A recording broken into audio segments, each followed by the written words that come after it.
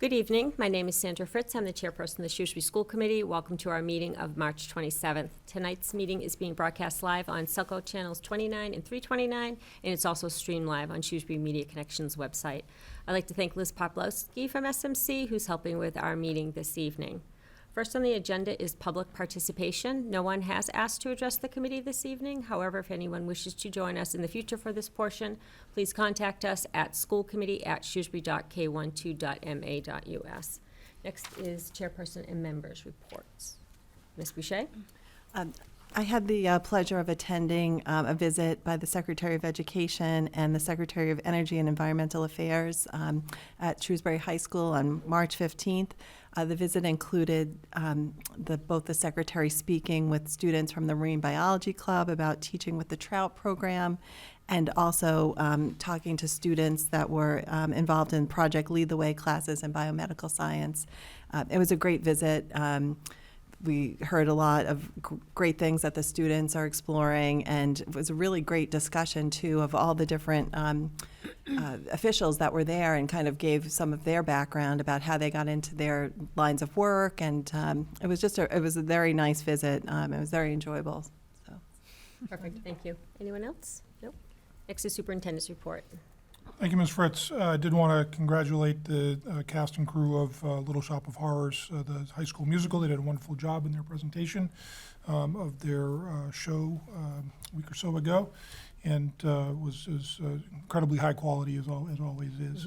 Mm-hmm. Also, thanks for Ms. Shea mentioned the visit from the secretaries. It was an outstanding connection that our students made, and really proud to show off the programming. And I did want to announce that we received news today that the 1-8 Foundation, you may recall, you accepted a grant from them for the high school Project Lead the Way program. They awarded us a $24,000 grant for some middle school Project Lead the Way work that'll be connected to our design lab program at Oak Middle School. And so we'll be bringing that to you at a future meeting to accept, but I wanted to congratulate Dr. Lizotte, Pam Poitras, who is our director of, our coordinator of science at the middle school level, and Jeremy Molarella, who is the design lab teacher, for their work to move that grant forward, and we're very pleased that we were successful. That is superintendent's report this evening. Thank you, Dr. Sawyer. Our first time scheduled appointment this evening is a report on the pre-K through grade 4 capital planning study. About a year ago, the pre-K through grade 4 planning study was formed, and it was to review the future needs of our pre-K through grade 4 school buildings and identify a pathway for future direction for preschool and elementary capital investment. Tonight we have with us Dr. Bill Lupini. He's a consultant from Edward J. Collins Jr. Center for Public Management. We contracted with Dr. Lupini to help him guide us through this, and I'll turn it over to you for the report. Thank you. Welcome. Thanks. It's nice to be here. And thank you for contracting with Collins for this work. You may know, I have to do the 2-second commercial for Collins. Collins does a lot of work both on the municipal side and on the education side. I'm a former superintendent of 25 years, most of that spent in Beverly and Brookline, and have been working with Collins and some other consulting organizations for a number of years around central office reorganizations and these kinds of studies. And so we're really pleased to be able to have worked with your group, a really great group that I had the chance to work with. The report you should have a copy of, and the report also includes links to all of the minutes of the meetings, the agendas for each of the meetings, the minutes for each of those meetings, as well as a host of other documents that you've had, that you've contracted for, that really were the support for this work, as well as enrollment studies and a great presentation on preschool, on your preschool program that I'll allude to here. And so I'll go through some of this pretty quickly because, again, the history and all you're aware of, and try to get to the recommendations and some of the other factors, and then I know you'll have some questions. Perfect. So quickly, again, the overview and timeline. I think you mentioned some of this, but in 1997, you contracted for a facility study for Shrewsbury, and I kept hearing over and over again, and this is, you're to be applauded for this work, that's been used as the basis for capital projects in this district for the past 25 years. In In '21, the same architectural firm, renamed, was hired to reassess the district facilities inventory as it related to your long-term programmatic needs. And they presented that in February '22, an assessment of the current buildings, and made recommendations for ways that the district could approach future needs. And at that time, Shrewsbury High School was identified as the top issue because of severe overcrowding. You authorized, and the select board authorized, a statement of interest in April. But as a note, that report also alluded, for the elementary level, to identifying the age and condition of the Coolidge School, the amount and quality of space for preschool programs, and the issue of parity among your elementary schools as being key issues. And then in April, you authorized the creation of this group, the Pre-K to 4 Capital Planning Study Group, and that group began its work in September of '23. I won't go through the charge, but it specifically was to really be transparent with the community around the issues that you were facing, those documents that had already been created, and to be able to discuss the future direction for early childhood and elementary capital investment in Shrewsbury. And so we had a series of 6 meetings. We had, at our initial meeting, Sean Brennan from your architectural firm presented that study, that really comprehensive study. At the second meeting in October, we took a look at various reports detailing your enrollment, both from the McKibben study, let's see, the NESDEC study, your town administrator, town manager's numbers, all those numbers generated, as well as where the district stood in relation to some of those projections at the time of the October 1st report. We took a look in December at this issue of neighborhood smaller schools versus the idea that there may, and that I'll get to here in a second, that there may be a need for some consolidation. And you know, where did this group stand in terms of looking at some of those issues? We looked at preschool in January and had a deeper conversation about the idea of neighborhood or smaller schools versus consolidation. In February, we looked at questions around which school might be the first priority and whether Shrewsbury should consider expanding preschool seats. And then in March, we took a look at the draft version of the report, and then I was charged with creating the final report after that meeting. Those small groups that I mentioned earlier that we worked through at those 4th and 5th meetings, we looked at these questions. Is there consensus regarding maintaining the current neighborhood school configuration versus potentially consolidating to fewer larger elementary schools, and what would be the reasoning for that? Is there consensus regarding which elementary school should be the first priority for replacement or renovation, and why? And then is there consensus regarding whether Shrewsbury should consider expanding preschool seats and how that might be best accomplished, given all the factors and potential reimbursement from MSBA and all those kinds of things. So that led us to some recommendations, specific recommendations that really, I think were put together more in the spirit of guiding future decisions around these issues. So the first one was that given the limited resources of the town, the need for support from MSBA, and the current condition of Shrewsbury's smaller schools, the next elementary school project should address as many of the current space issues as feasible. Meaning that if you start playing this out over time, with a potential high school project, you could be 5 to 7 years out, right? And there's a need to really think about how can we consolidate some of these decisions around a single project, because we might have to wait X number of years beyond that for the next one. Mm-hmm. So what can we do that actually addresses as many of our needs, however they evolve between now and then, as possible? One of the things I mentioned, and I have the opportunity to work with about 15 different school districts through some other consulting work I do, is that the MSBA, in this time of declining enrollments in many districts statewide, is really pushing districts to look at enrollments and the potential for consolidation of elementary schools if they want MSBA support. So you could face that. The future pre-K to 4 building projects should focus on consolidating students and programs into larger schools in order to maximize resources. That was a second recommendation of this group. The Coolidge is the greatest priority to address in some fashion due to its age and physical condition, but that could be accomplished in a number of ways, and all of those ways really needed to be considered carefully. And finally, the preschool space needs beyond the current classrooms will need to be addressed, both due to the preference demand. We heard a great presentation on the interest that a number of your parents have expressed around different types of programming, longer day programming. Some things haven't changed. I smiled a little bit at that presentation. People not terribly interested in afternoon programs, for example. And in anticipation of a state mandate, a possible state mandate, and indeed in the middle of our work, we heard about the governor's proposal around those gateway cities and preschool in those places, which is something that could be carried out either with incentives or requirements for school districts, other school districts beyond those districts down the road. So those were some might consider them broader, sort of decision guiding sort of recommendations. We also took a look at a number of different, variables that will come into play over the next couple of years as you consider these decisions. One of those being around your modular classrooms and possible ADA compliance. And there's a good discussion, I think, in this report of those issues. That is that your modular classrooms at the 3 different locations have outlived their normal lifespan, although as we noted here, there are not structural issues with them at this time.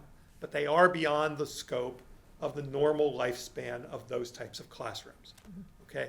And the issue was if this is delayed a certain period of time, and you have to replace those in terms of continuing to house certain populations at your schools, could that possibly kick in full ADA compliance? Could that exceed the 30% threshold and kick in a full ADA compliance for those buildings to replace modular classrooms? And there's a good discussion in here, help from your wonderful business manager to look at what the factors might be that might kick that definition in. Ongoing maintenance, of course, I understand that you have an ongoing maintenance plan for the schools, and that's going to be part of this for the number of buildings that you carry in your inventory up and through some elementary project. Recent projections and how they might evolve. We talked, let me find my note here.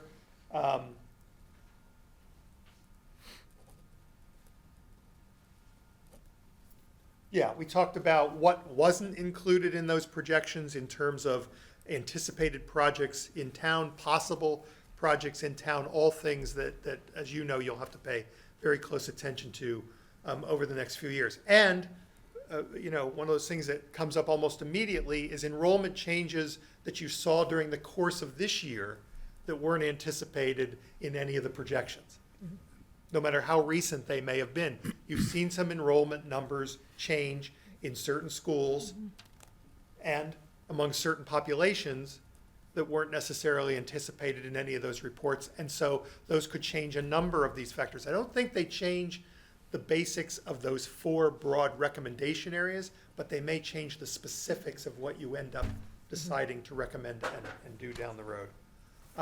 Class size, one thing we pointed out and we wanted to make sure got into the report is that MSBA has class size guidelines that they will use, but if a district has their own and has them adopted as policy or in some form like that, they will use what the district has. You do, and so they will use your enrollment projections in those discussions.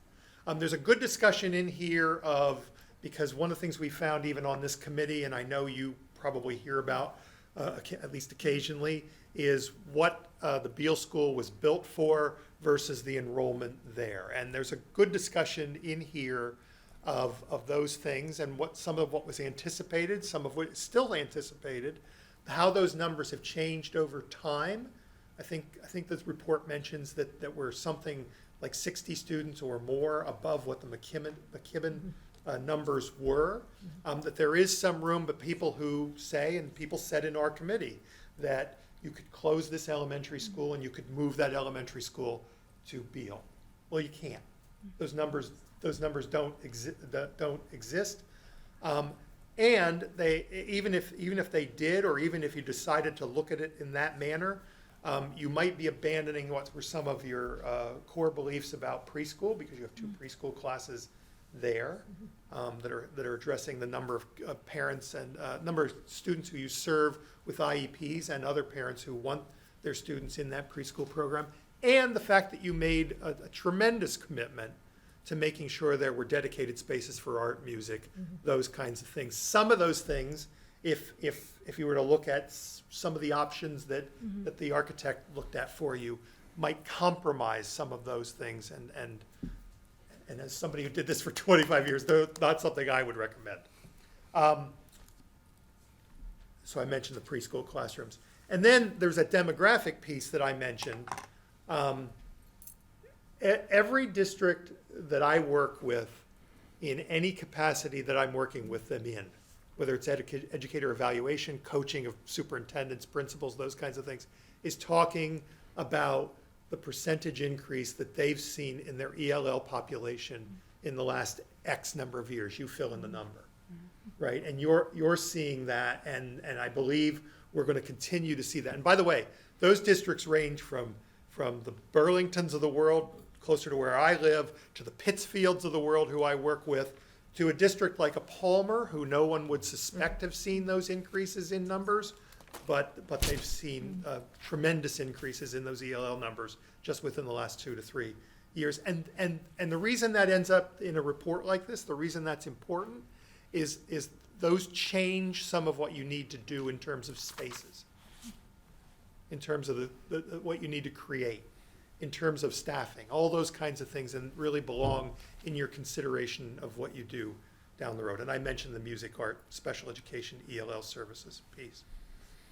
Potential future solutions, again, we talked here in some specifics that came out of that committee, but all of these areas, these four areas that we mentioned here, all have their challenges, all need further explanation or exploration down the road, because things are going to change in that period of time between now and when you actually undertake this project. But these were just some of the ideas that people put on the table. The report, I think what we've tried to do in the report is mention some of what may be the challenges with a number of these, but I'll just mention them quickly here. So one was to build a new school on the Coolidge site that would replace and expand the current Coolidge school, including the possibility of also replacing Parker Road Preschool and expanding preschool classrooms as part of this new school. Yes, that could be redistricting. Yes, that could be consolidation.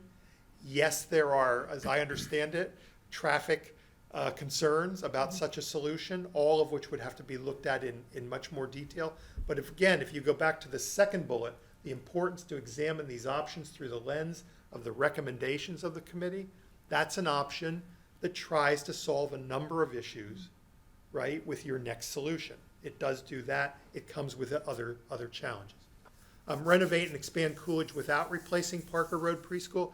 This leaves you, although we mentioned in the report, a number of different options for potentially doing that.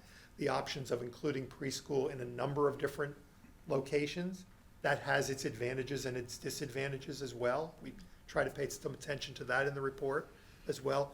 But that solution would mean that if you were going to do something about preschool, it would have to be more dispersed. Renovate and expand Patton School without replacing Parker Road Preschool, same idea. It would require the same thing. What is our preschool solution, whether it's just for replacing Parker Road or whether it includes expanding? What would that be? Could it be dispersed? What are the advantages and disadvantages of that? Again, under the bullet, under the idea of that first recommendation to solve as many of our problems as we can with a single solution. And then to replace Patton and Spring Street with a new school located somewhere within the geographic area near those current buildings. How's that? That's fancy consultant words for nobody expressed that there was a solution. The architects, in fact, noted that the two sites of those schools would not handle a school of any size in order to solve those problems. So I think this was based more on the idea of, look, if we build in certain locations, we get much more away from schools located in certain parts of town. That can come with its own disadvantages in terms of traffic, people feeling represented, all those kinds of issues, which are real, right? And then there were varying options on how to best solve the preschool space and program needs, adding dedicated preschool space to a K-4 building project and/or spreading preschool classes out.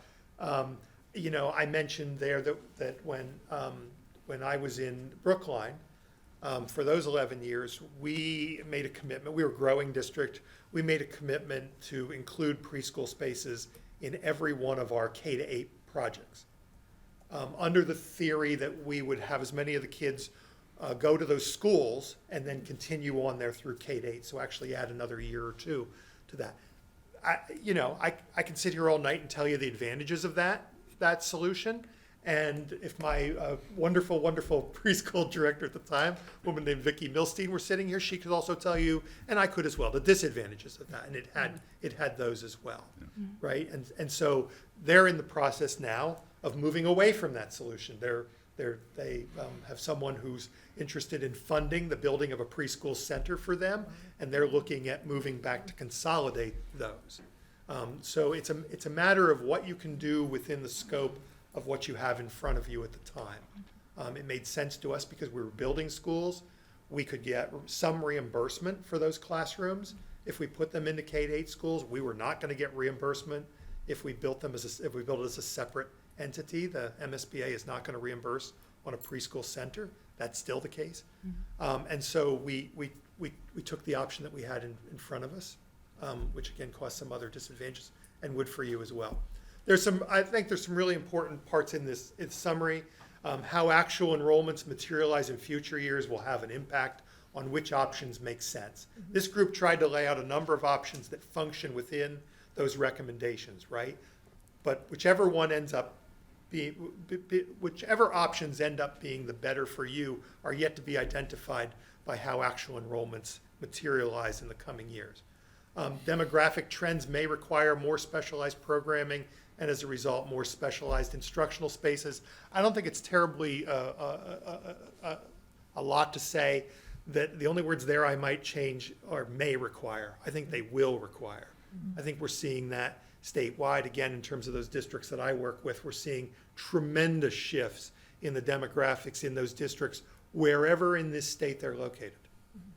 The next pre-K to 4 capital project should be as cost-effective as possible in addressing multiple needs. You have a great history, as I understand it, of working with the town on these kinds of things and of being fiscally responsible to this kind of work, and this project I know will be no different. At times, MSBA has made a funding commitment contingent upon efficiencies such as consolidation and closure of smaller school facilities. Without naming them, as I said to the superintendent, I know of at least 2 or 3 districts that I'm working with or have worked with where that was the case. The MSBA took a look at their enrollment numbers and said, it doesn't justify, continuing to have 4 elementary schools. If you want our participation, let's start talking about which 3 it will be. And we're going to see more of that as enrollment decline across the state. We're going to see more of that. A K to 4 project that includes preschool space would leverage MSBA cost sharing. I mentioned that earlier. That is a strategy to get reimbursement. That's still where the MSBA is on preschool, not reimbursing on separate projects. Yes, if included in one of your schools, that might be a really important point for you in terms of leveraging MSBA dollars down the road. And if the approach outlined by the study committee is utilized, the town will maintain its tradition of providing school facilities that reflect both the citizens' pride in schools and its excellent stewardship. I was just really impressed by the dedication that people brought to this process. I mean, people were there. That one Monday a month, they were engaged in these discussions, and they brought a sense of questions and wonder and their opinions to it, which were wonderful, and it was a real pleasure to work with this group. So I'm happy to try to answer any questions I know your superintendent well enough to know he'll jump in and help me out where things may be specific. But again, thanks for having me here tonight. Great, thank you. Questions or comments? Rachel? First, I want to thank you for this report and also thank everybody that served on this committee. I think there's 25, 30 people, and it wasn't just school committee. It was select board.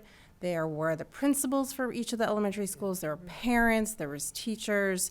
I think one of the assistant town manager. This was a very comprehensive group, and I think one of the strengths that the school district is that we form these committees, and it's not just Dr. Swire making a decision. It's not just a school committee making a decision. There's buy-in and there's weigh-in from everybody, and I think that's really important going forward. I appreciate the report, especially with the options that the group came up with, because it wasn't. I liked that there was options and not this is what we decided and this is what's going forward. And I appreciated that with each of the options, and that's, for anybody that wants to see this, there's a little bit more detail in the actual report. There is the pros and the cons, because something may seem great, but it's not always the perfect situation. And I appreciate that was talked about and put out there, and that it takes into consideration that our schools change year to year, and that I feel like this is a really good starting block for when we do eventually have that conversation about where the district's going to go. I think this is a really strong point to start off and have that conversation. That's great. I'm glad to thank hear you. that. You're welcome. John?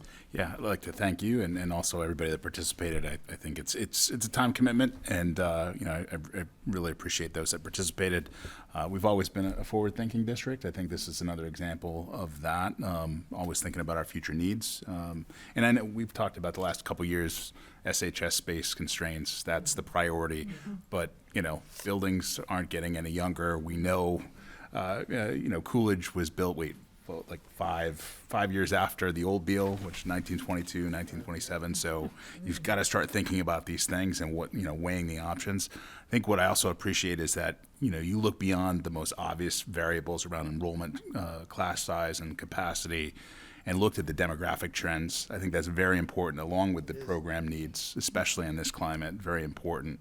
It really gives us a lot of options to kind of take a look at, and it's kind of like a wait and see right now to kind of understand kind of where things land. But I appreciate all the work that went into it. So thank you. Thanks. I had the pleasure of serving on the committee, and I'd like to thank you, Bill, for facilitating for us. You did a very nice job, and your report is going to be a great roadmap for us going forward. There are a lot of varying opinions, even in the group, about how to approach these different issues. And I think we did a nice job, of kind of coming together around some common themes and that everyone could kind of get behind. I think obviously the MSBA funding piece is critical, and trying to leverage what we can perhaps to make preschool fit into that picture. And I think just given that there is so many moving parts, and Shrewsbury High School is our top priority, and that we're looking really at this down the road, that there's just a lot to consider in terms of demographics, changing mandates, potentially, preschool being, a requirement. So that's all going to have very significant impact on the options. And, changes in special education, changes in ELL, increased demand for more specialized instructional spaces, all of that. So, but I think that the thing that we kept coming back to is that we want to try to find something that could be cost effective and that could potentially solve as many of our issues at once with the next move. I just wanted to thank you again and thank everyone that was participating in the group, because it was very productive. Lindsay? Yeah, and it's a pleasure to meet you and have you here and sort of summarize what seems like quite a body of work that the committee took on. Like my colleagues, certainly want to thank everybody who participated from the school side and town side as employees of the town in one capacity or another, but then all of the parents who participated as well. It was quite a list. And some of the things that this helps to bring forward for folks, I think, because these are all complicated trade-offs for me. Lots of these options involve redistricting, and there's a lot of feelings about that and what that looks like and what that is beyond just traffic and, Yes. but, about the spaces and places. And I appreciate you calling out that even at some of our larger elementary schools, the effort that we go to try to make them feel like smaller schools than they actually are. And that has been relatively successful. But that also is a reminder to me, I remember knocking on doors for Beal funding and people saying, that's going to be too big. And I said, don't worry, it's going to be okay. And now everyone loves that building and loves the culture and the community there. So I know we can get over those, but that doesn't make it an easy conversation.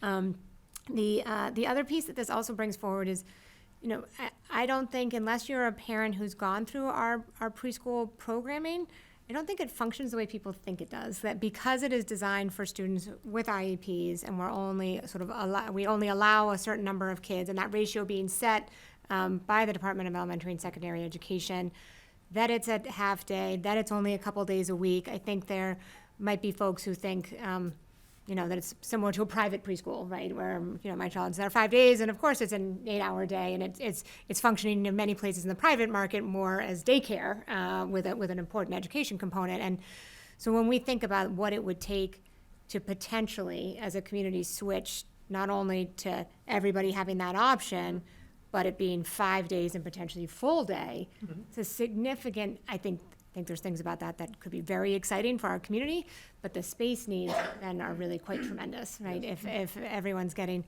2 or 3 days only halftime, and then when I think about Beal today, it had fallen off my radar that we had 2 classrooms that we were using for Beal, and that really that's multiple preschool sections because of the way we divide that up, and so. I think that's well complicating. I think it's something for us as a community to decide where are our values here, right? And we're sort of waiting to see what the state is going to do, but I think it's also a really important question. And clearly, we have a lot of parents telling us we're interested in something more, and they're potentially paying in the private market to find something. So I think that's interesting. I do have one question, if I can. For the 4 sort of key options, I guess I would say as a potential menu, I think as someone referred to it, do all of them assume that some of the solve should result in the community not having modular classrooms in the rest of the school buildings? Or do some of them we'll keep them over there, but if you can just explain that would be None helpful. of them assume that modular classrooms remain. Okay, all right. So the different solves sort of solve for that in addition to some of the other things we That's talked about.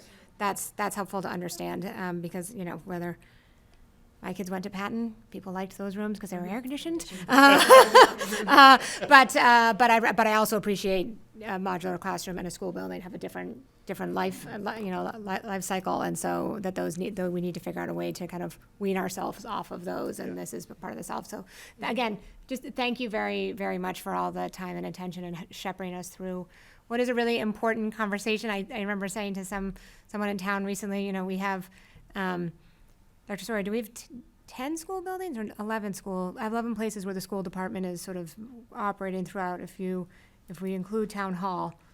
10. 10. 9 school sites in town hall for Parker Road is also the special ed office, but it's also where the preschool is, so 10 So- essentially. Go with 10, that an average building, we have buildings in this town that have lasted longer, where you anticipate, a 75 or 80-year lifespan for a building on new construction, that means every 7 or 8 years, we should be doing a big building project, right, of some sort. And yes, we should renovate them and make them last as long as we can and maintain them, as our building department does an incredible job at. But these capital conversations should be perennial, right, to make sure, as you said, lots of things change, but that we will continue to have an important job to do to make sure there's buildings for those kids to get that wonderful Shrewsbury education in. So, thank you. Thank you. I neglected to mention, and you did a great job explaining some of the discussion that we had about neighborhood versus smaller. And we heard the same thing in this meeting about concerns about Beal, about Floral Street, about the size, but the steps that have been taken, and we heard from parents in those meetings about the steps that have been taken to make those feel like small communities, right? And we mentioned a number of those things that they mentioned, or that they talked about here in terms of that sense of belonging, fostering that PTO involvement, making big communities feel small, fostering family connections, all things that I think some people were expressing. They were a little surprised that it's felt as small as it did, given their concerns about the size of the building going in. So thank you. Yeah, thank you. And I want to thank you, Lindsay, because I think it was around this time last year when you raised the issue of having a committee to look at this, that we weren't planning on that, but I think it was an excellent suggestion, and then hiring a consultant to help shepherd us through that. We did have really good conversations, and again, we didn't always agree on everything, but it was conversation that made us think about what options might be down the road. And for me, this report is doing our due diligence around capital planning from a school department perspective, and the high school is our #1 priority right now, but we know, just like a house, that you're gonna have to keep up with maintenance over the years, so you're gonna have to also be looking at our school buildings and what needs to be done. And I think I also wanna, really thank everyone who participated, but I wanna kind of give a shout out to Keith Baldinger, our Assistant Town Manager of Operations, because Keith is always on all of these projects with us. He's out all the time, and it adds that perspective around the building. If we did something with portables, it could trigger the ADA compliance for the whole building. So there's really valuable feedback that we're getting. The select board members who participated, it was a traditional school project. We don't do it in a vacuum. We include voices of everyone in it. And I want to thank you for all of your help. It was invaluable. It got us to this point where we now have a document. As Rachel said, it's a good starting off point for whenever this capital planning around another elementary school project happens. There's data, but things will have changed from now until that time happens, but we've got a good resource to work off of. So thank you very much. You're welcome. Dr. Sawyer? Thank you. I certainly want to echo everyone's thanks, starting with Mr. Lupini. I think that, or Dr. Lupini, he has been, an incredibly highly regarded superintendent during his time in Massachusetts, and to have someone with his experience around how school districts operate in Massachusetts and how MSBA operates, and his skill as a facilitator really helped move this project forward. So thank you to Dr. Lupini. In terms of also want to mention Chris Girardi, who couldn't be here tonight because he's under the weather. Chris, in his first year as Assistant Superintendent for Finance and Operations, was particularly valuable around this project as well, because he's coming off of being the principal of Beal throughout the construction of that building and everything that went into it, and really was a great liaison with our LPA, who was the designer for our last several building projects, and really added a lot of value there. And of course, thank you to everyone who participated. Thank you to Ms. Heffernan for putting forward this idea last year. Thank you to Ms. Boucher and Ms. Fritz for representing the school committee. And everyone who participated on the study committee. I think that as was mentioned earlier, their dedication was really commendable, and their input really shaped this document. I want to remind people watching, this is nothing that's imminent. We're not talking about redistricting next year. We're not talking about closing or consolidating schools next year. This is future thinking. But again, that's what good organizations do. That's what good communities do, is they think far ahead into the future about what the needs might be. And I think this does lay a really good foundation for that work to happen once we start to look at what the next move is going to be around preschool through grade 4 capital needs for school building, and the type and the amount of school building space we're going to need in the future. That being planful is good. And I think the last bullet there in the summary slide was that, it talks about, again, being really thoughtful about, the stewardship of the community's tax dollars. And I know, I think back to 27 years ago when I first came to this community, when it opened the Floral Street School.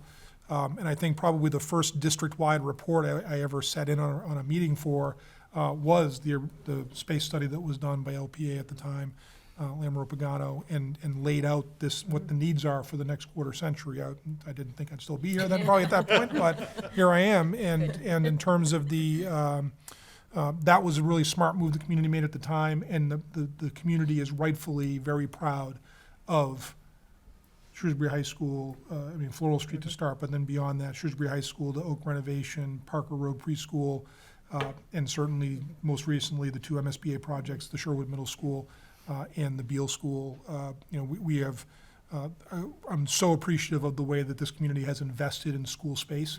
And if we want the community to continue to support that, We've been very good about coming in on time, under budget, with really high-quality projects that are going to last. And I think that's something that the community is going to want to continue to do in the future. But we have to make the case that it's cost-effective and makes the most sense in terms of meeting the needs and partnering with state dollars wherever we can. So I think it was an excellent project. Appreciate the quality of the report from Dr. Lupini, and appreciate the commentary from the school committee this evening. So thank you. Thank Thank you, you. thank you again. Thanks. You, again, I'm assuming you have this posted or something. People should know that every document we refer to, there's links right out of the report. If there are other pieces that we, Collins, or I can help you with, please just ask. We know where to find you. Yeah, and, I love the opportunity to work with your superintendent. I've known each other for a long time, and Nice. it's really a pleasure to work in Shrewsbury and to work with Joe. Thank you. Great. Thank you Thank again. you. Thank you. Okay, next on the agenda, we are going to have a report from Dr. Lozada, our Assistant Superintendent for Community Partnerships and Wellbeing, and Mr. Todd Bazzillo, the Principal at SHS, and they're going to give us a report on career technical education, career exploration, and related programming at Shrewsbury High School, as well as our fiscal year 25 budget overview. Welcome. Thank you. Thanks for having us. So as you recall, Todd and I presented a career technical report along with innovation pathways in late November. And we are here tonight with a specific focus on a budget recommendation for FY25 that includes hiring a career technical education coordinator at Shrewsbury High School. The reason for this, many reasons, but what we're looking to do is to shift $75,000 that is already in the budget for startup costs for career technical education to fund this role. Some of the responsibilities are listed there on the slide. This person would support the coordination of career exploration and continue the work that has begun, that started a few years ago or several years ago, but continue to strengthen and grow the programming that we currently have. Key areas of responsibility are engaging all students, and we do that in a variety of ways by surveying students regarding their interests and holding one-on-one meetings with counselors and educators, mentors. We consistently seek to educate students regarding regional labor demands and needs so they know what is going on in the local workforce. And again, just supporting students as they seek to make connections with businesses and industry leaders, and the importance of networking. So this role would help with that, while also equipping students with all sorts of school to career, school to workforce experiences, fostering that mindset of innovation, creativity, global awareness, et cetera, both at school and at home and in the workforce. We seek to strengthen life skills of our students, and this career exploration, career technical position would help with that as students work to become problem solvers and critical thinkers, students, people who work hard, and again, finding ways throughout the course of the school day and outside of the school day to weave opportunities to practice these life skills is critical. Again, expanding offerings to include a number of different opportunities. Breadth and depth is what we're seeking.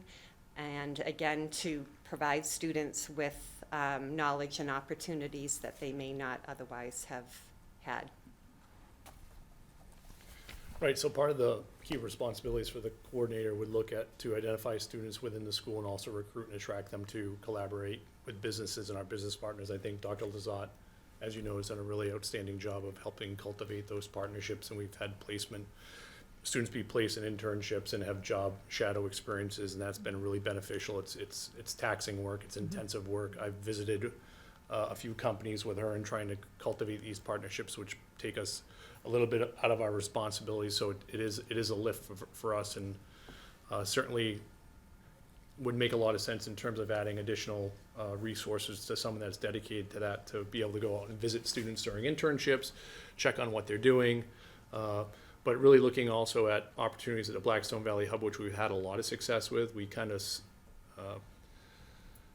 ooched into this space this fall and continue to expand programming and continue to expand the depth of the programming, and have had really positive feedback from the students and the people at the BV Hub. So it's just been an outstanding partnership, and this is one way that we can continue to expand college and career, or rather career exploration for our students, and make a determination whether it's going to be enter the workforce or pursue some post-secondary education.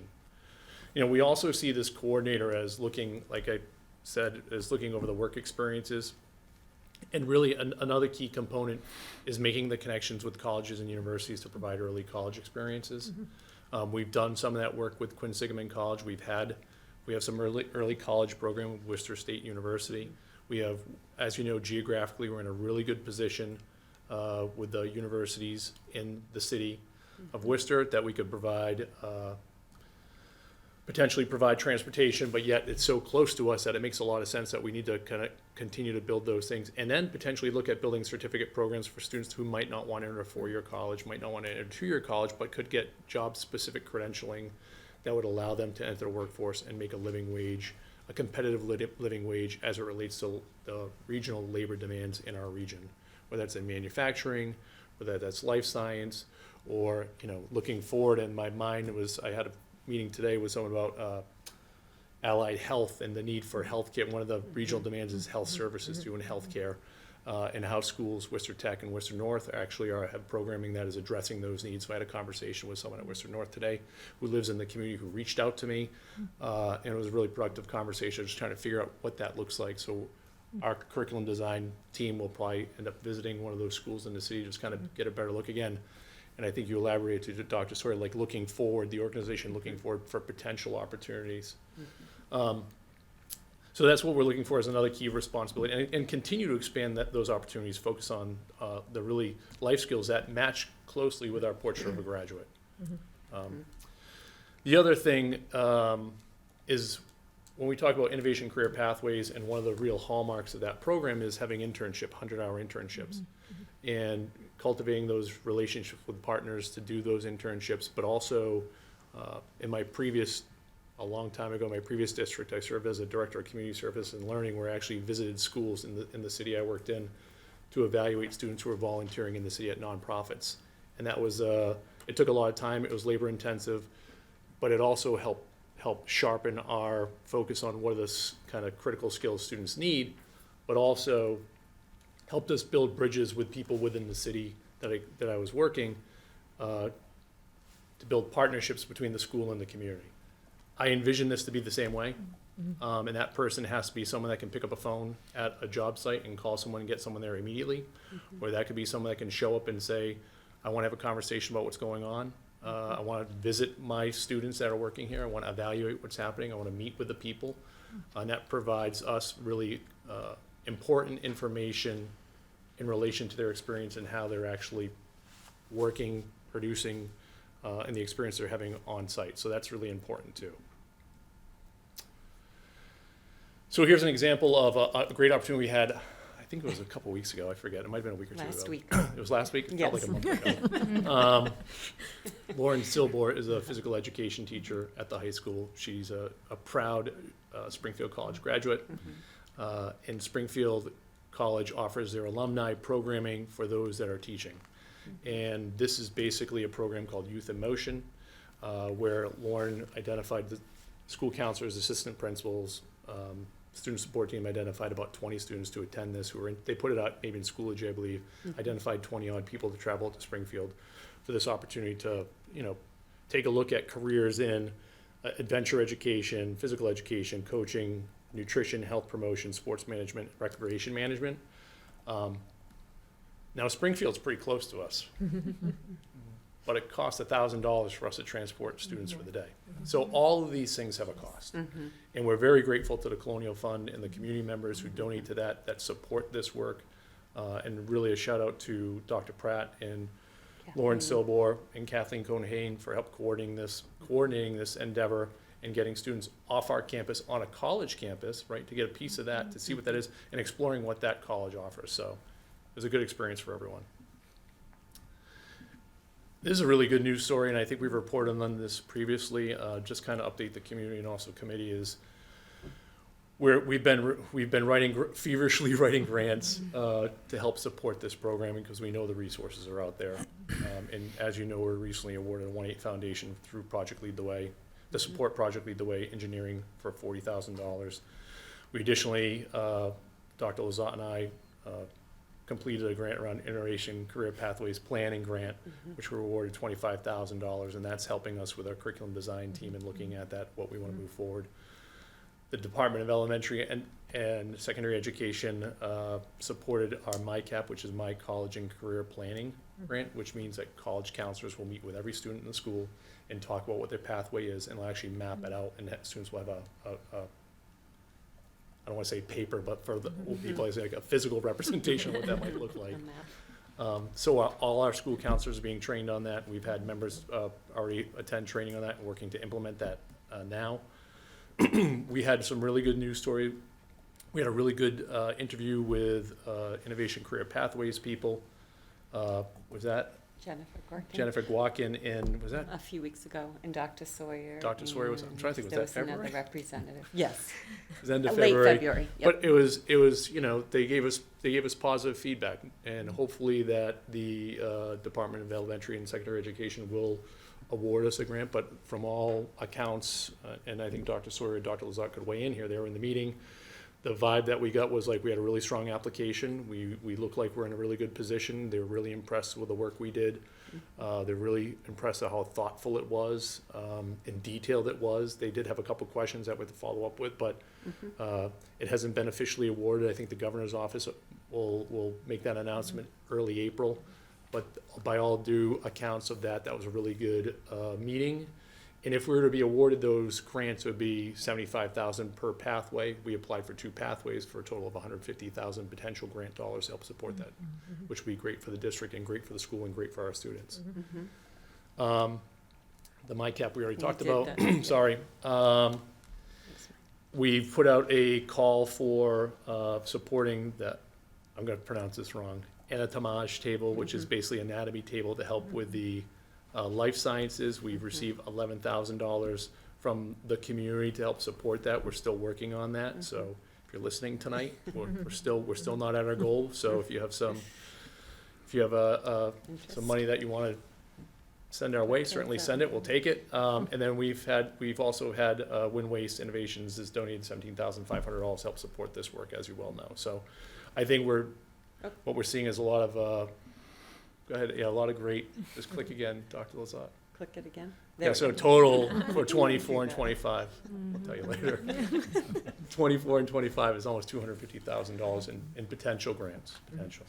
So, no, 150 of that is pending. So, but yeah, I think this is a really good news story for the school, for the district and the town generally. So, I want to thank everyone who's participated in our team at the high school, Dr. Lazat, Ms. Cohane. I mean, you go on, our business partners who've come in for job fairs, who've done our lunch and learns, which is highly successful. Just there's a lot of coordination, so we really feel that one of those key components to help move this agenda and strategic priority forward is adding a position that can help support the work that's going to be, we feel is going to be really intensive, but really high reward too. We see this position as critical for leading the way, and as Todd says, explained, both, you know, on the ground, in the businesses, at school, making the connections with students, leaning in, listening, what is it you're interested in, or think you might be interested in. Those conversations and those interactions are key to student learning and growth, and Yeah, and I think coordinator will do for that those well. that were fortunate to attend the visit from the Secretary of Education and Secretary of Energy and Environmental Affairs at the high school, I mean, the conversation they talked a lot with students. I thought that was great, and our students Yeah. represented our community very well. But what was intriguing, the conversation evolved into, how did I get where I am? Right. From the secretaries talked about where they were to where they are now, to the people from the fisheries division, talking about what they started with. I mean, there was Yes. really neat stories about how people were running, fisheries and doing all this, where one gentleman said, I didn't want to go to college. I really liked the outdoors. I really got involved in this, and I took took a year off, did some work, then I started some classes, got interested in something, and he continually progressed to get his PhD. So it's like, everyone's path's a little bit different, and what I really appreciated from that visit was just a real-world experience that students were exposed to as a result of interacting with people who have been really successful, but really found a passion, and it wasn't necessarily, I just went to college and this is what I did. It was just, everyone had a different story, and I think students were really appreciative of hearing, like, okay, and the message was clear for those that were there, right? It's like, we don't expect you to know what you want to do when you're 18 or 19 or 20, but this is like the exploration, discovery discovery phase of your life. So I thought it was an outstanding visit, and just kind of highlights the work that we're doing. So Yes. sorry. No, that- All We'll right, take any questions. comments? Lindsay? Yeah, I want to thank you for this presentation. I think this is, for a little while, our community was a little shell-shocked when the change happened with Assabet Valley, and it felt like, sort of insurmountable to even think about how the number of things that we would want to do. And yet you've managed to take off a whole bunch of exciting ways to kind of expose young people to different ideas. And no, it's not a vocational educational program, and we're not trying to build one, but you're trying to integrate it into a model that makes sense for us and that makes sense for the career needs that our community has in the future. And so I just really want to applaud you for the incredible amount of work here. I think it's just absolutely excellent. I think when I just look at 2 years ago, registering an 8th grader for high school classes and doing it this week, like the different, like, well, there's these pathways now. I'm like, what's a pathway? Well, like, there's like innovation. And it just, like the number of different conversations that people have to have, and frankly, learn how to have and understand what Project Lead the Way is. Because for some of us, we only know what AP is because that's been around forever, and this is a new thing. And so just, there's a lot for our community to learn about. And I've been really impressed with the leadership, particularly by both of you. And I know there are others standing behind you, so supporting that to get us to the place that we're at. I'm 100 million% in support, if one can be that high of a percent, for the coordinator position. I think it makes sense. I think the running around and the necessary footwork to make all this work is clear and apparent, and will only help the programs to continue to grow, right? Because you got lots of different people wearing lots of hats who are also trying to do this work. So I think that makes a ton of sense. And I certainly appreciate all of the efforts to continue to find outside resources. We won't count our chickens before they're hatched yet, and we will cross our fingers for that extra 150. Obviously, that would be incredible and help to offset some of this. I was wondering, in your budget presentation, Project Lead the Way has some key investments that are necessary to get a few things, both startup and then consumables. And if you can just help me understand, again, I'm really supportive, but just want to think about, like, what is next year's budget going to look like here? So we have upstart costs of $70,000 for the engineering, and I can imagine all the things that one would need to have the equipment ready, and the biomedical. And then there's is the future recurring costs, like what we're estimating for next year, or in addition to those upstart costs for this year? Let me just pull up that memo. Sure. I I'm on page feel- 2 of 6 Sure. of yours, if that helps. Yep. And I might So be I in think the I think I summary know the document. answer. I think I know the answer to your question. I just want Okay. to make sure that I'm on the Yeah. right page. Sorry. So the recurring cost typically is what we found in Project Lead the Way right now. To give you the backstory, is that we haven't invested in keeping up to date with the Project Lead the Way program as it's made changes over the past Sure. 10 years. And what we're finding is, as we looked at computer integrated manufacturing, we're going to need to do a refresh on some of the materials in those foundational programs. So consumables, in terms of the way Project Lead the Way works, is there's recurring fees every year for licensing, depending on the number of sections you run. Okay. And there's licensing fee for that, but there's also a fee for, like, consumables, how much material you might need. And I think if it's, for instance, biomedical might require $3,600 a year for consumables. Now, if you have a number of sections, the cost, one might be $3,600, the next cost comes down because you don't need as much stuff. But for instance, in engineering, we have to upgrade our robotics stuff, which is like, it was Fisher Technics, I believe, and now we have to go to Vex stuff. So it's like, there's things that we have to do initially, but they're not recurring costs. And I'm trying to think, can you tell me what page you're on? I was on page 2 of 6 of your. Right, sorry, I yep. think. Yeah, so Oh, you see that, so, Yeah, yeah, so generous, what we'll say is, it's basically gonna be about $6,800 per year we're projecting for biomedical, and $5,000 per year for engineering. got it. That's what I was looking for. So Yeah. with the Yeah, for a total first of year, it's a- $12,000 per right. year for the two Yeah. programs. okay, I can tell you right now, we have, I looked at preliminary course tallies that has happened. Right now, we have about 70-odd kids who've elected to join a pathway or participate in pathways, and they're split. We'll have conversations in the next 2 weeks about what those sections would look like, but there's strong demand for all those. So there's strong Okay. demand in business, there's strong demand in arts, this is I'm happy to report at some point. I'm not sure, Dr. Sawyer can certainly share it with you once we get it all laid out, but I was encouraged meeting with Mrs. Wen, and she shared initial numbers with me, and I said, okay, and met with Mr. Ruscosi, saying, okay, we gotta start planning for like how we're gonna roll this out. So that work's already happening, but the numbers look really strong across the board, which I think is good. that's wonderful. Can I ask one follow-up question? Just, obviously, some of these things, whether it's robotics equipment or, computer integrated manufacturing, we are also keenly aware of your space constraints at the high school. And so, can you just talk about how obviously there's a lot of pieces here, how you're thinking about managing this? Will we have sort of an engineering room that kind of holds these, or does that not really work because of the different sections, or are these things on a cart? Like, how are you going to make it work? Well, again, this is fluid thinking, so Yeah. don't hold me to it, it's not in stone. But, we have an engineering lab that we use at the end of the B100s. It's kind of a glass room, you can look into it. Our robotics room uses that. I think for those that went on a tour of the facility a couple weeks ago, you can see there's a doorway that opens into the kind of work lab for the robotics team, which is their space. That doesn't open for class, but it's a pretty big space. We're looking at potentially utilizing that space for an engineering integrated manufacturing piece. In the room next door, adjacent to that, across the hall, is a room that we use. We use these engineering modules right now that were original to the building. The teacher who runs that program and that course particularly has been keeping that together pretty well. We can't connect it to the internet because everything is just too old. It wouldn't work. So it's like kind of like they're doing these things within there. It's good stuff, but it's run its useful lifespan.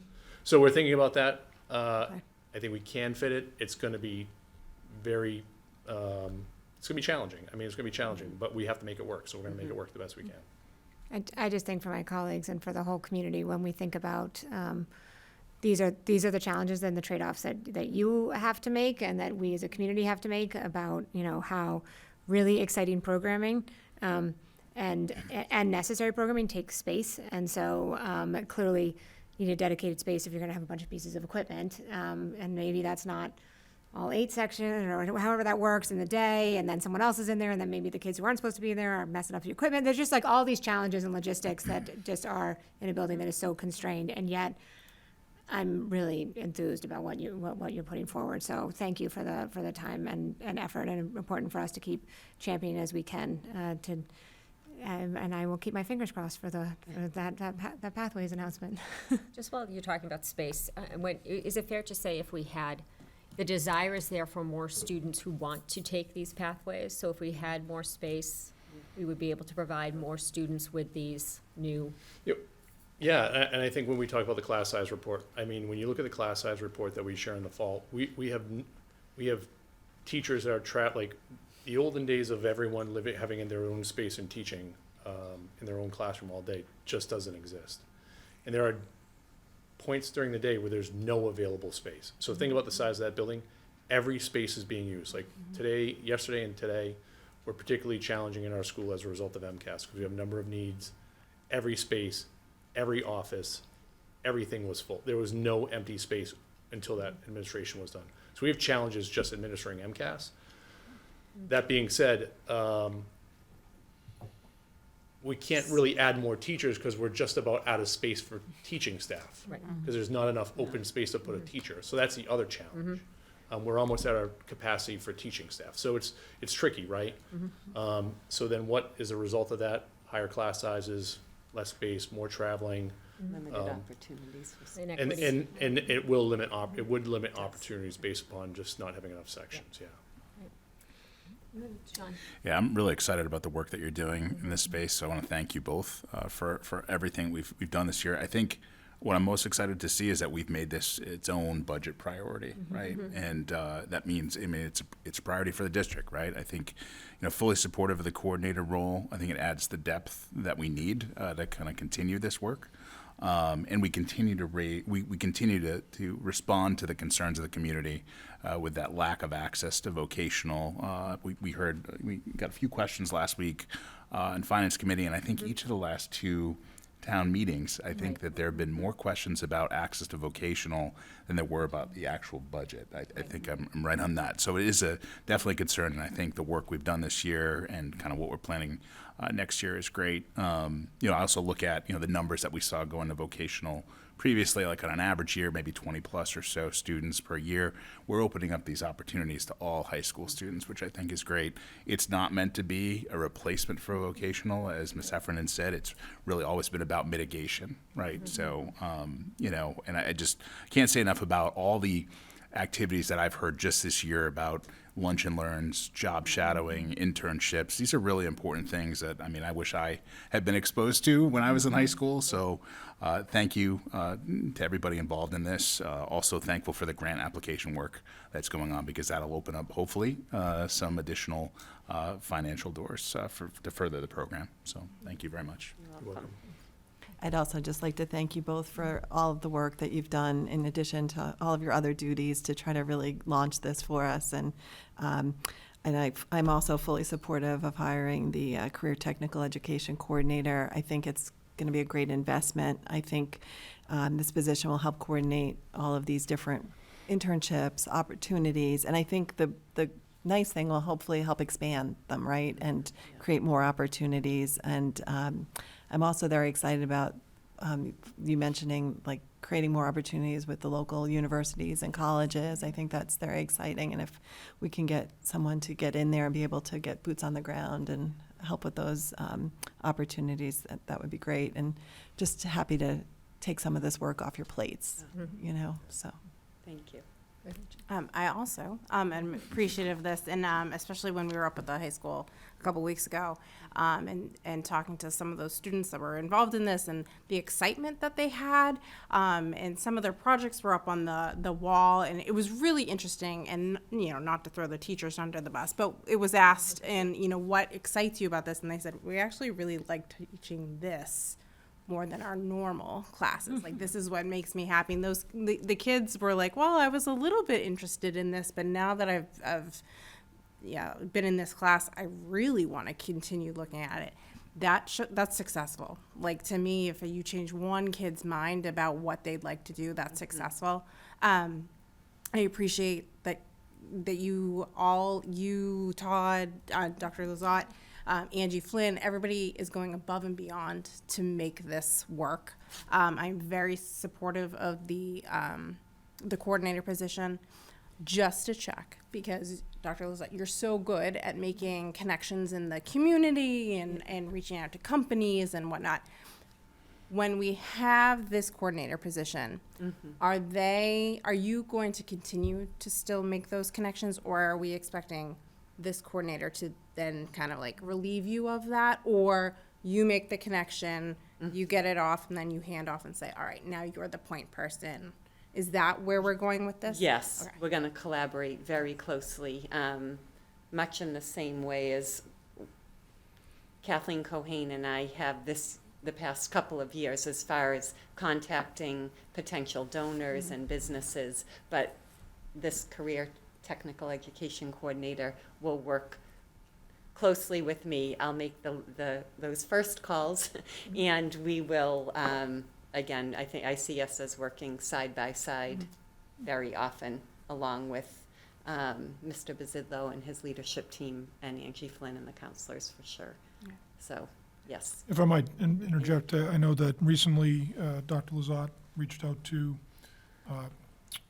Shrewsbury resident and parent of Shrewsbury graduates, Dave Eason, who is now connected with the Massachusetts Biomedical Initiatives, or MBI. If you're driving down 290 through Worcester, you see the big sort of lab beaker MBI logo there, which is an incubator for life science pieces. And it's a great place, opportunity, we think, for some of the students who are going to need to do those 100-hour internships and do the work through our biomedical pathway to be able to connect. And I think that's exactly what you're talking about, Mr. Riefenpour, in terms of Dr. Lazat making that connection, connecting with, whether it's Mr. Pizzillo, Mr. Riscosi, Ms. Flynn at the high school, around sort of that initial, what can they do? But then we need capacity for someone who's going to make the connections of which students are doing which project, that's the right fit for which lab, and getting that internship set up. That's the work that at more executive level, these folks should not be doing, and so it gives us that capacity, and that's really the key. And I think, if I'm not mistaken, the schools that you investigated that already have Innovation Pathways programs, almost all of them have a role like this to coordinate the work. It's really hard to do it without it, I think. So. Yes. And I think, when the ASIPIT decision happened, it was, oh no, what are we going to do? And like COVID, it kind of forced us to do things differently. With this ASIPIT decision, we've moved forward with CTE in a way that we maybe not have had at this pace, because you've done a ton of work in a short amount of time. And we highlighted it at our finance committee meeting, that this was an achievement we felt from the district in a short amount of time over the past year. And students are going to be able to have those experiences like we saw when we went in Friday with the commissioners and listening to them. They all talked about, well, why they wanted to do this and what they might want to study. I think it's going to help guide them to a college path or a career path in a more concise way, as opposed to, well, I'm going to go this for 2 years, I'm going to switch my major, and I'm adding a second year on, or a third year. So I think this is a great way, and a different way, that we're starting to educate students in public high school in looking for different opportunities, because it's a different world now, and we're looking at different labor markets and making sure people have those opportunities. So tons of work that you've done in a short amount of time. I think it's so important, and I think when we had an early budget discussion, this is one of those areas that we just felt needed to be done, because it's pushing our district forward, and it's really helping all students. So fully support it. Dr. Sawyer? Thank you. I also support the recommendation, and in terms of, just want to signal my gratitude to Dr. Lazat and Mr. Pizzillo and the team, and particularly around some of these pieces. Ms. Flynn, the Director of School Counseling, Mr. Riscosi, the Director of Science and Engineering at the high school. I think these are going to be tremendously beneficial programs for our students, and to be able to leverage so much outside grant funding. You're going to hear from Dr. Lazat in a moment about her specifically about her role around building community partnerships and seeking those kinds of funds. I think it, we mentioned on Saturday to the Finance Committee that we have a strong tradition of that. A couple of years ago, we were given a statewide award around leveraging outside funding to supplement the core of what we provide. And the level of what we're going to be able to do wouldn't be possible without that. So, and that takes a lot of legwork, a lot of grant work, a lot of time and energy and skill to put that together. So really appreciate what the team has done, and we're looking forward to how this comes to fruition next year as we launch. Great, thank you. Thank you. Thank you. Thank you. Dr. Lazat gets to stay for her second report, and Yeah. Dr. Lazat will present an update on the community partnerships and well-being initiatives in the district, as well as fiscal year 25 budget overview that highlight key budget investments. Thank you.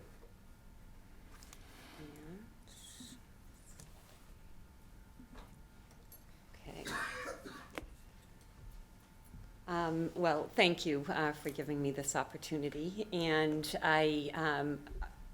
what you've just mentioned, focused on grants and funding and generosity of so many people and organizations come in a monetary way, but also with an incredible amount of time and energy and generosity in welcoming students into businesses, as well as coming to Shrewsbury High School and all of our schools and volunteering, et cetera.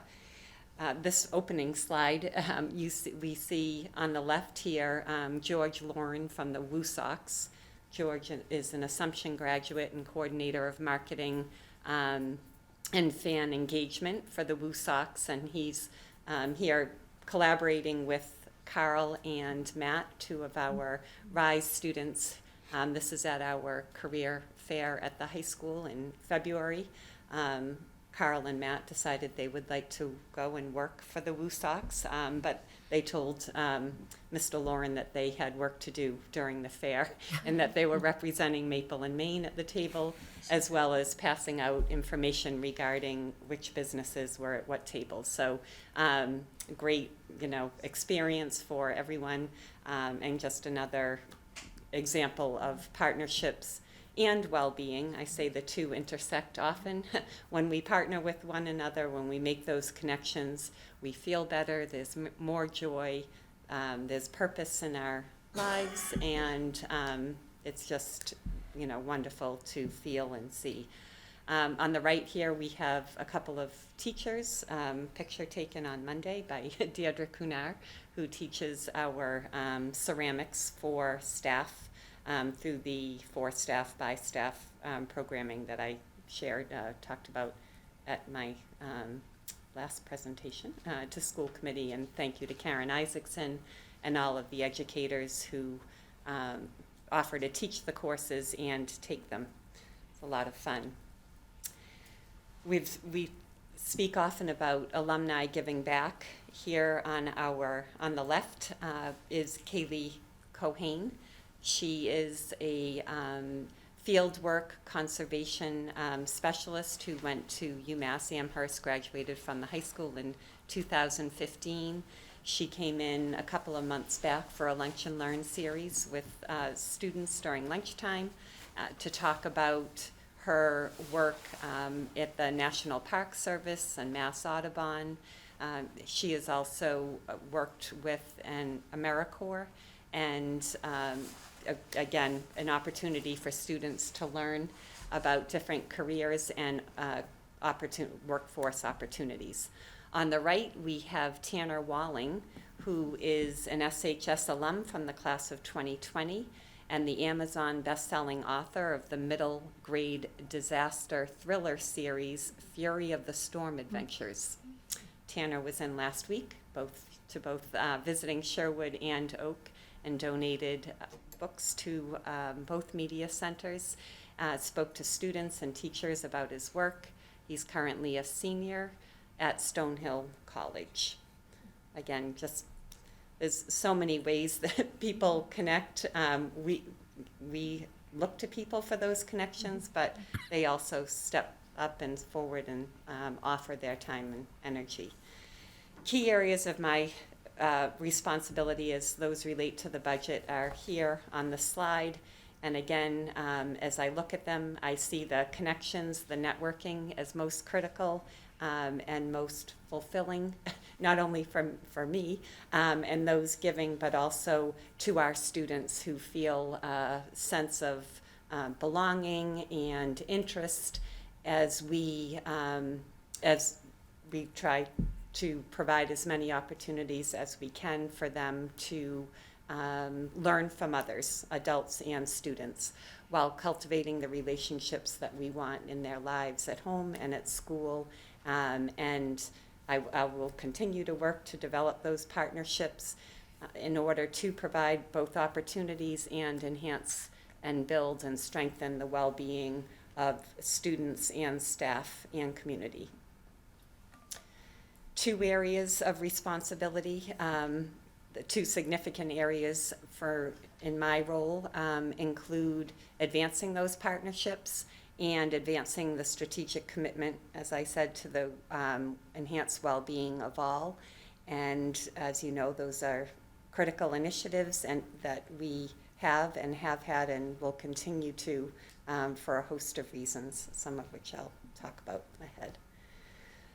So how do we advance these community partnerships?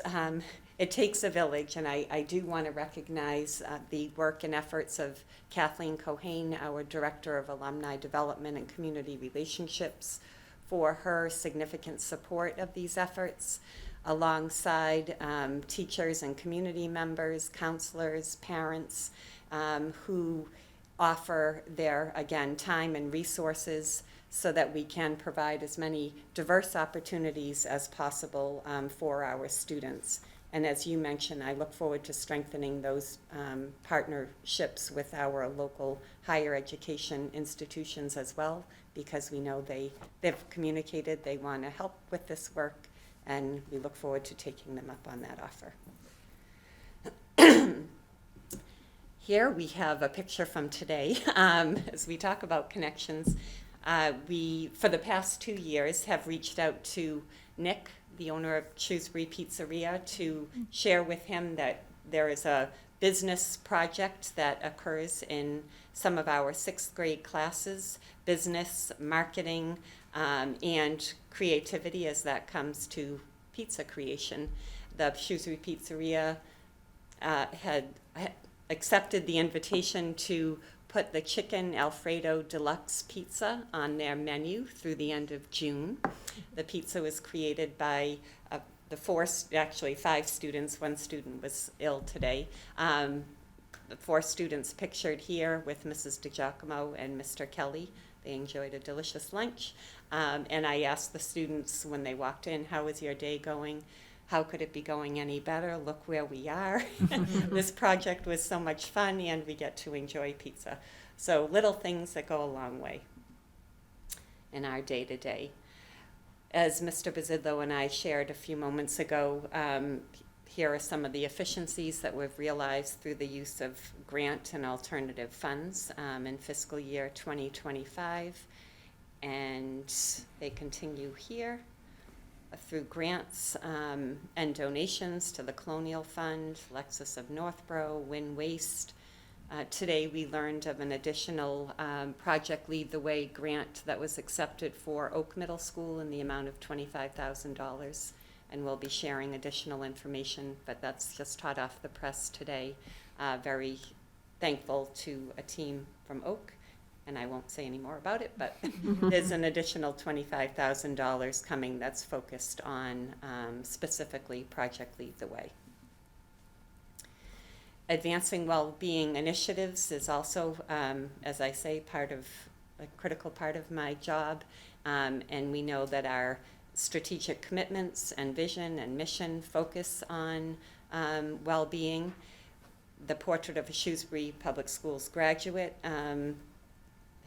includes the focus, includes resilience and focus as one of the highlighted goals, specifically here, as you see on the slide, to employ strategies to not only maintain but build that personal wellness focus and intention in the lives of all of our students, pre-K through 12 and beyond. Enhance well-being of all is one of those 3 commitments. We continue to intentionally seek to provide learning opportunities where all students and staff feel valued, supported, empowered, healthy, safe, etc. And we do that in a variety of ways. More to come on that. That commitment includes the following strategic priority for well-being, specifically as that relates to promoting student and staff wellness, again, by expanding opportunities during the school day, before and after the school day, to strengthen the mental and physical wellness and well-being of all staff and all students. Per the guidance of the school committee for the fiscal year 2025 budget, we currently have $85,000 funding our contracted service with Whole School Mindfulness for the full-time mindfulness director position that we've had for the past 5 years. And per your guidance, we will no longer have that full-time mindfulness director position. So that partnership will end at the conclusion of this school year. And I would like to take this opportunity to thank Jordan Grinstein for all of the incredible work he has done in the district over the past 3 years he's been with us on behalf of students and staff. So Dr. Sawyer, as you know, in his budget recommendation was to shift the funding from the full-time mindfulness director to that of district well-being coordinator. And after much consideration and discussion, it was determined that we will not recommend that position, as we need to think be more thoughtful about the planning for that position, what it would look like. And so it's recommended that that $85,000 initially shifted for this district well-being coordinator role will instead support a number of potential opportunities, and coming up on the next slide, including, here we go, consultation from experts in the fields of well-being for proactive skill development, professional development for staff, stipends for summer work focused on well-being, resources and programming for students, just as we do for academic curriculum work. Again, potentially contracting with outside organizations or individuals, as we're doing now with organizations including Mass General Hospital and the collaborative problem-solving professional development that several of us have recently participated in. That will continue. And I know in your budget report I mentioned our work with Project Connect and Assumption University, but we will continue to work with others to explore ways, and there are opportunities for all of us to fine-tune, strengthen our skills and development so that we can, and knowledge, help our students and help one another.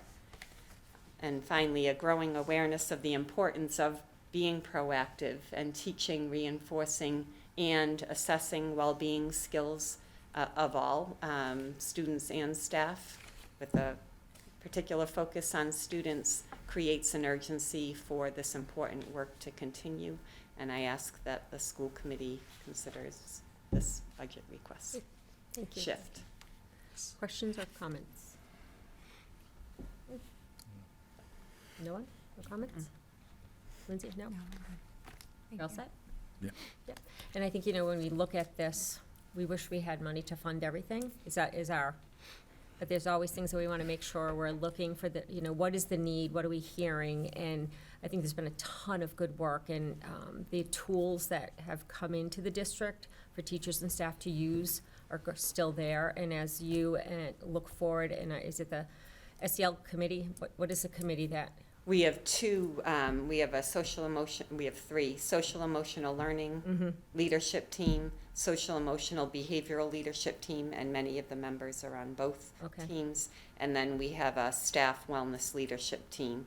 So we work, particularly the SEL and SEB group, in concert with one another, and the staff wellness team as well, but in different ways. Right, so you've got those committees working to look at the best path forward, what areas should we be putting the resources into, what are the best ways for the results that we want for students and staff well-being and for partnerships and all these other pieces of it, and have that data to make those decisions as we go down the line. Because with $85,000, it is a lot of money, but in today's world, it's not a lot of money to do all the things that we need to do as a district. So I think that's, as we look at this moving forward, what's the best path to move forward with this initiative, and using your guidance and the expertise of all those people who are thinking about this. The things you listed as opportunities is where we're looking at moving forward. Go ahead, And Nancy. I did leave out a piece about I have a $0 budget. So it's critical to have some funding outside of partnerships and people who are giving Constantly having to time, ask but for to money. constantly have to ask for money. Right, and that's difficult. Is difficult. Absolutely. I think the issue of well-being for all is certainly, obviously, it's in our strategic priority. We all voted on it. We think it's critically important. I think it's a question for me as we grow in this space and get better. And the number of your reports, there's lots of different things that are happening, from on the staff side, book groups and walking clubs to, mindfulness programs in particular, or other such ways that we can think about well-being. I think about well-being for all in many ways. You all have, educators have introduced me to lots of different frameworks that are used, right? And the framework around what sort of that tier one support that everyone feels and gets what they need. I recognize that's sort of maybe more academic, but when I think about sort of what's tier one and what does that look like and what does it mean for everyone to feel welcome in a school and feel that they belong and feel that they're supported, who and how do we get that work done, right? And sometimes it's professional development for staff so that they can turn around and be better in the classroom, and sometimes that might be programming, and sometimes that's about what is our HR department doing to make sure that staff know how to access gym memberships and all the other little things that employers traditionally do to sort of support staff, supporting students, obviously. Everybody we employ in Shrewsbury Public Schools, I hope, sees as part of their job supporting our students. And so to, I think, Ms. Fritz's point, trying to figure out when resources are tight, what helps us keep this moving forward and making sure that we're hitting some important metrics, because we know we have work to do. Whether it's this student surveys where they've reported out on things, like we know there are issues that need to get addressed. So I'm thinking Mr. Bazillo has left.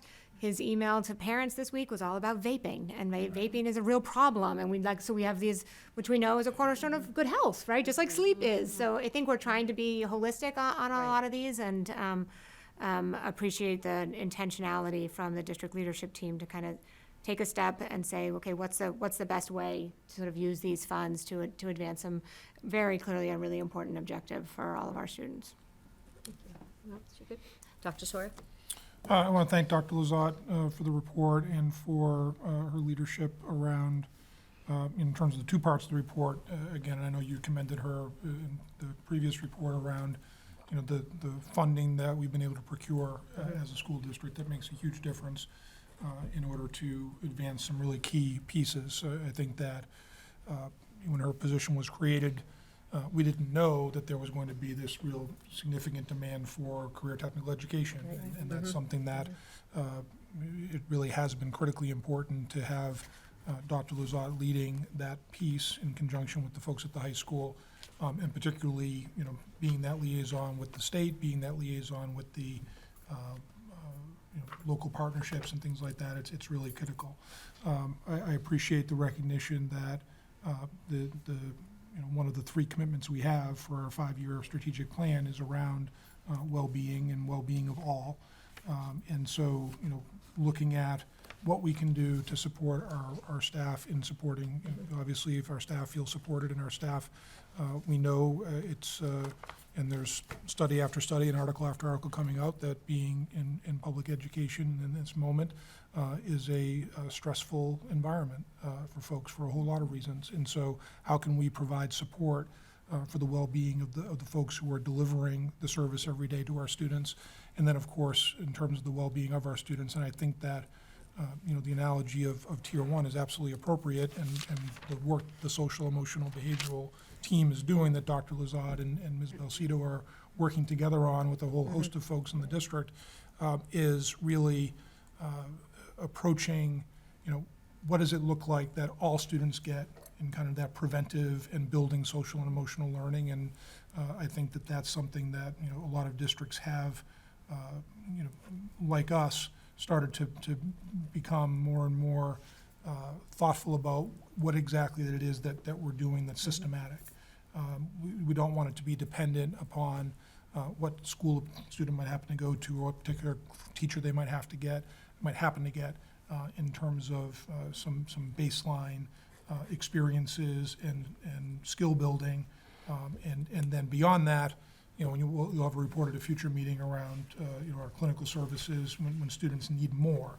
Just like if they need more, if they're learning to read and it's not working in terms of what everybody gets, they need some more specific support. We have positions like counselors and psychologists and our clinical coordinators for students who require more tier 2 and tier 3 pieces. There's overlap, of course. Our counselors do tier 1 kinds of things where we can. But everybody has to be responsible for that tier 1 piece, and I think in terms of Dr. Lazat's role, that's going to be important. And I do support the decision not to look to add a position for next budget cycle because a lot of this is in development. It could be a request a year from now, we're not sure, but in terms of the funding that is in that contracted services budget, to be able to utilize that to leverage some of the recommendations coming out of these groups, and particularly around building capacity with our staff, I think is going to be particularly important. And I appreciate the thoughtful work that Dr. Lazat has done and is doing in conjunction with lots of different folks on these teams that she's developed, and appreciate that very much. Great, thank you. Thanks so much. Thank you. Okay, next on the agenda, we're gonna have a report and a vote on the Student Opportunity Act Plan. Ms. Clowder is here, Assistant Superintendent for Curriculum Instruction and Assessment, and the Massachusetts Department of Elementary and Secondary Education requires all public school districts in the Commonwealth to submit for approval a plan that outlines their plans for closing achievement gaps. Ms. Clowder. Good evening. My presentation is going to be the briefest because I think you have the details that you need in your report. But I just want to review some details about the Student Opportunity Act that for good reasons you may not recall. It was enacted in November of 2019. We all know what happened later that year. And initially, as a response to the disparities we were seeing in student outcomes statewide. And the legislation essentially requires districts to account for how they're using their funding to close those gaps.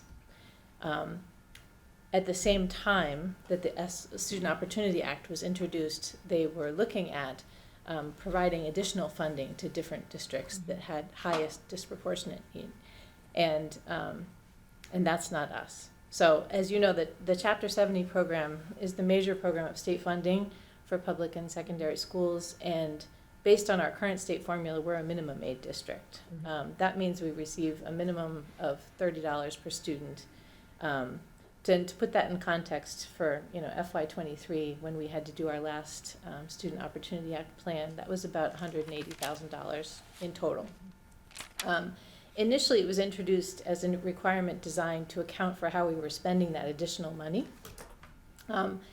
And that's likely because some districts received considerable increase in their funding source from the state. And so they wanted to have some oversight on how those funds were used. As of right now, Shrewsbury is slated to receive no increase in minimal funding. We don't expect that to change in the years coming. What has changed is the Student Opportunity Act plan requirements. So in its current iteration, SOA plans are less about the Chapter 70 expenditures that we receive, but how we analyze our district data, how we describe and choose strategies for closing gaps, and the metrics that we use to track that progress over the next 3 years. So you can see from the slide, they're looking specifically at what subgroups emerge as being especially in need for us. That's English learners and students with disabilities, low-income students, and to some extent Hispanic students as well. How we're going to progress monitor those kids, and how we engage families in thinking about the solution. So our timing for our Student Opportunity Act plan was great because we just elicited a lot of stakeholder feedback in putting together the strategic plan. The legislation mandates that all districts in the Commonwealth will scrutinize student performance in order to select evidence-based approaches. And that they'll disclose the sources of funding that they're using, including grant funds that will be used for each program. So it's no longer just about your appropriated budget, but any fund that you're putting towards this. In previous reports about the MCAS results and STAR testing, I've described in detail the gaps that we're seeing among our student subgroups, including primarily students with disabilities, English learners, and low-income students. And having developed the strategic plan, you know that our district goals were developed in concert with the community and with educational equity in mind. I remember that debate we were having with Focus Schools around, do we embed equity in every single goal, or do we have equity as a standalone goal in itself? Essentially, our Student Opportunity Act plan is a subset of a larger strategic plan. And it's centered on a few things by design, because the state says, pick 1 to 3 evidence-based programs. This is not supposed to be a list of everything that you're doing. So with that in mind, you might be wondering what I mean when I say evidence-based programs. This is a partial list of the 10 different program categories that the state has introduced And you see some of them from the old categories in your initial report in your book. Essentially, this slide shows kind of the suggested program categories with the places where evidence-based programs are most closely aligned with the commissioner's vision bolded. And so in addition to identifying a program category, you can see that then they think about examples of what those categories might look like in action. So if you pay attention to the blue arrows, those are the two categories that we're focusing our Student Opportunity Act plan for the next 3 years on. And essentially, that means we're focusing on social services that support students' social, emotional, and physical health, which you just heard Dr. Lazat go into detail about, and purchasing high-quality instructional materials for literacy. So we will use some of our local funds for that and also the state grant funds, and we'll reflect that in the documentation we submit to the state. But with these guidelines in mind, we plan to apportion these funds towards 3 kind of strategic priorities, namely continuing the use of the STAR Universal Screener and the data cycles we've been going through to look at that data and respond to it by supporting students that need additional help.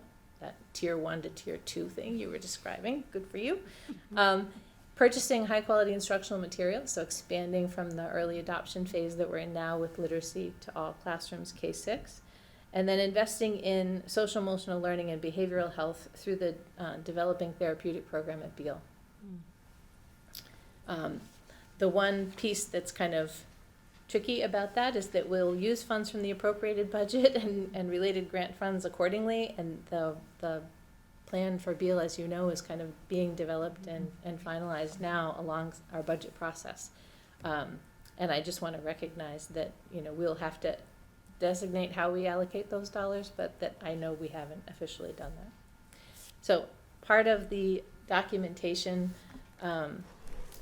entails reaching out to the community for feedback, and again, we engaged families as part of our strategic planning process, and you know, they held at least 20 different focus groups, and then we had the thought exchange that invited thoughts on what our priorities should be, and our goals as a district were crafted based on that feedback. So there's strong support for the literacy goals and our universal screener and data cycles, as well as attending to the needs of students' behavioral and emotional health. So essentially the 3 things to remember are, this is a subset of our larger strategic plan. There's not anything really new or shocking in what I'm outlining to you. We have to submit this plan, and you have to officially vote on that, and then we will be asked to report on the progress annually and then craft a new plan in 2027. But the big change is that this is no longer tied to the funds we receive from the state, but more a new way of doing business post-pandemic. Questions, comments?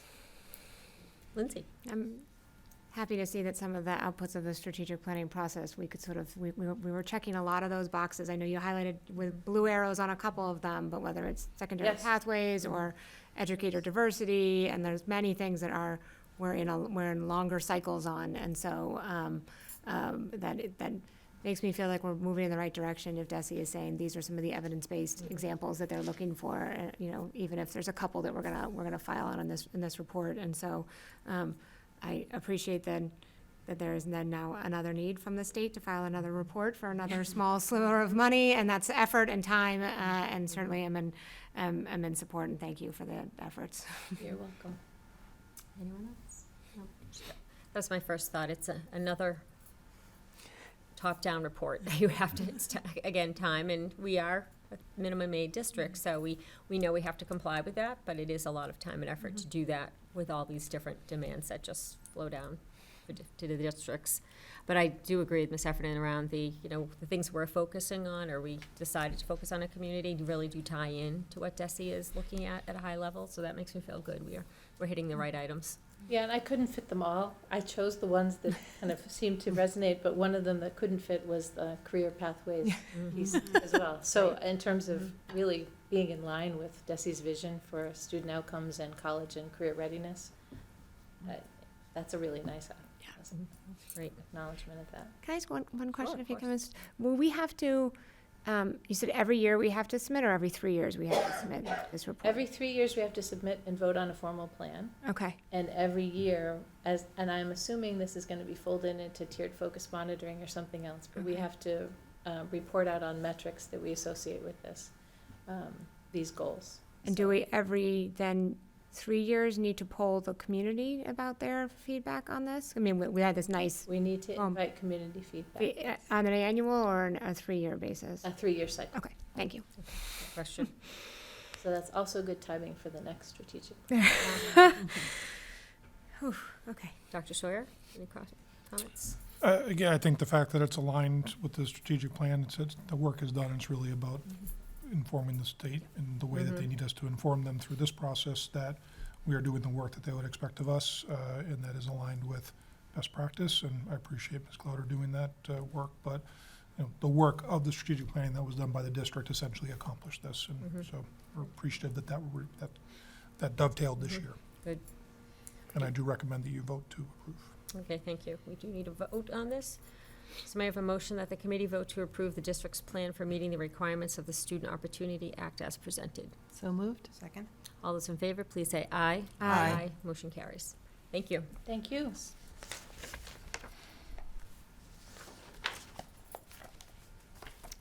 Okay. Next, we are going to talk again about our fiscal year 25 fees and tuitions, and we do need to vote tonight on that. Dr. Sawyer has presented us with his recommendations, and I'll turn it over to you. Thank you. You had a report last meeting from Mr. Girardi and Ms. Isaacson around some, where the fees are and what some of the financials are connected to where we are as a district and how we fund these various programs, where the district has been able to, by law, and has chosen to charge either a fee or tuition over time. Based on the feedback from the committee and based on what I see as a similar situation to a year ago, where our families have continued to support our schools in a very important way through their property taxes, through the override that was passed, that people voted for in 2021, and the fact that relative to other school districts, we remain to be a high fee district. I am not recommending any changes in either the transportation fee or the high school athletic fee. In terms of those fees for sort of those programs that are shared costs between the appropriated budget and a fee structure, I am recommending an increase from $100 per season to $125 per season at Oak for the athletic program. That would increase the family cap from $300 a year if a student or multiple students in the same school played multiple sports, and to $375 commensurate with that. That would estimate to bring in about $6,250 in additional funds to offset the cost of that program. It's in terms of the Oak fee is not comparatively high compared to other middle school athletic programs around the area, and the thinking there is to help address some inflationary costs that we'll have with bus transportation to away games and meets and the like. It's a program that's grown a lot, and want to make sure that we're trying to provide sufficient resources to implement the program in the way we would like to. I do want to be clear that, you know, the scope of the program wouldn't change one way or the other, depending on whether you choose to do that increase or not. It's really more about an inflationary response more than anything else. In terms of the preschool tuition program, I am not recommending a change in the tuition rates. We are, I think, in the market there in terms of public school preschool, favorably so.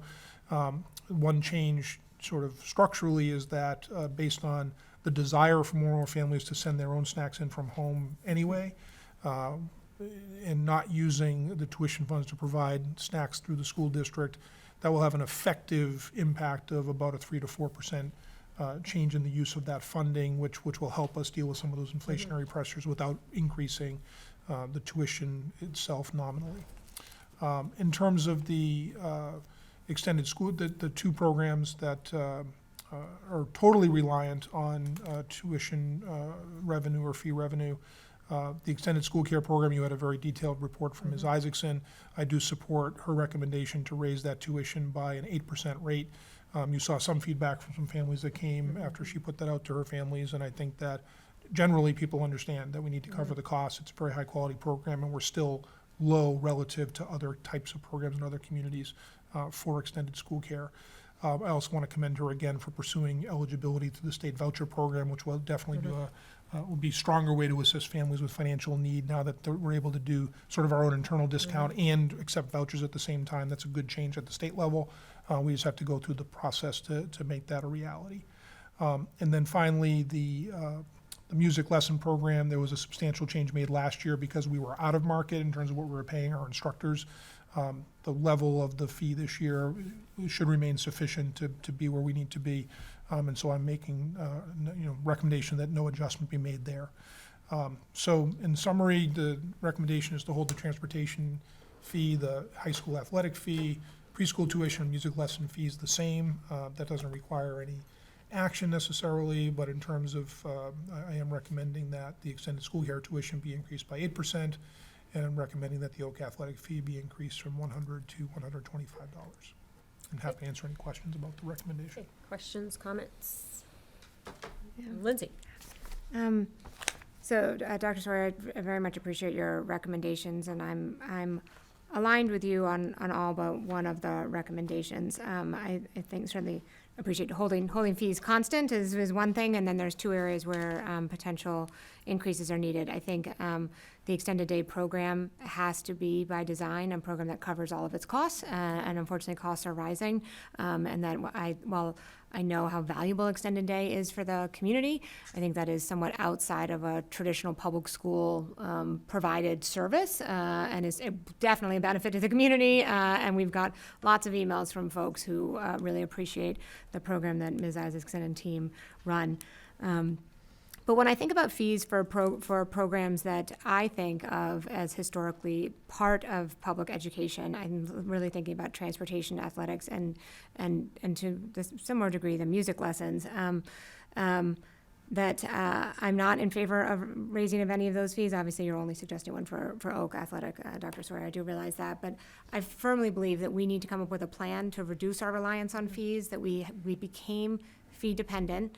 And if we look at just athletics and transportation, it's about $1.5 million of fees that families are paying to get to school or to stay after school and participate in a sport and wear a Shrewsbury jersey and go and represent our community. And so I think we became reliant on that in the days pre-override out of absolute necessity to figure out how we were going to close a budget gap. And if we do nothing or sort of keep pace with inflation, we're not actually doing what I think we need to do, which is turn the tide the other direction. And so while on the one hand, a $25 increase may not feel like a lot, it is 25% per season for a kiddo or family who might engage in that. Of course, on the flip side, it's also only raising $6,000 in the scheme of an $86 million budget. I think about middle school students. I have a middle schooler. It's a vulnerable and tricky time for kids.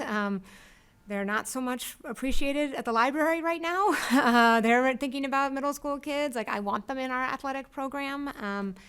And historically, we have relied, I want to thank you, Dr. Sawyer, and thank Mr. Girardi, who did share some data that I had asked for last time via email with us. But we have often hoped and relied on the fact that students who qualify for free and reduced lunch, that would help to ensure some parity, that there are reduced fees for families that qualify for those. But his data, how I read it, tells me that that's not sufficient. So we have 17.7% of all Shrewsbury public schools are identified as low income through that free and reduced lunch. But on the athletics program, it's only 11.7. I do think that's probably because our athletic fees are some of the highest in Assabet Valley, at least at the high school level. Again, middle school being different.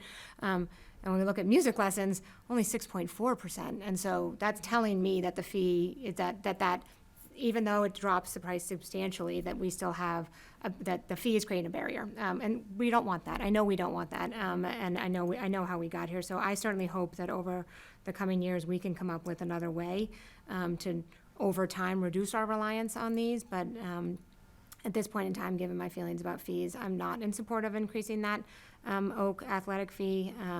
And so I'm sorry, Dr. Sawyer, I'm not aligned on that one, even though I think your other recommendations are solid and make sense. Thank you.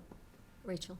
I spent a lot of time thinking about the tuitions and fees.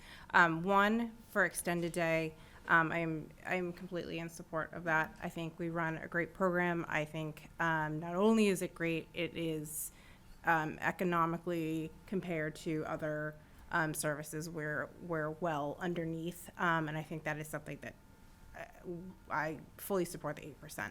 I'm glad about the preschool as well. I have similar feelings in terms of athletics. I think of it, for me, athletics was such a big part of my upbringing, and it made me a better student. It kept me engaged with other kids. There's so many benefits to education, to athletics, that flow into education, that flow into the social and emotional, and I don't want to take that away from kids. But I am supportive of the middle school fee going up, only because we're investing in that program right now, and we want kids to be involved, and we want more sports. So I want to see that investment happen. However, to your point as well, we are a very high fee district, and I would like to have a conversation going forward on how we bring that down, because again, when you add in, if you have 3 or 4 kids in the district, you're paying the maximum for busing, which is almost $1,000. If you have multiple kids in sports, I mean, that's a lot of money. And looking at the families that do free and reduced lunch, it was 17.7%. I'm assuming that's self-reporting, that these are families that are saying, It's actually not. Oh, okay. The 17% that the state gives a statistic is based on state statistics they have of families that have qualified Okay. for different state benefits. okay, And this is actually one of the challenges in terms of families accessing the discount internally, because they have to be in our database as qualifying for free and reduced lunch. Okay. That's become particularly more challenging in the last few years because everyone gets lunch at no Right. cost now, right? So we try to encourage families, and matter of fact, pointing out the music lesson program, I know in talking to Mr. Girardi, Mr. O'Toole, the Director of Performing Arts, is very much pushing on families off and around if you fill this paperwork out. Because if you're in our system and you make an athletics team or you are in the music lesson program, whatever it might be, our system automatically assesses you the reduced fee. But the state is identifying sort of universe if someone might be qualifying for something else they didn't have to right.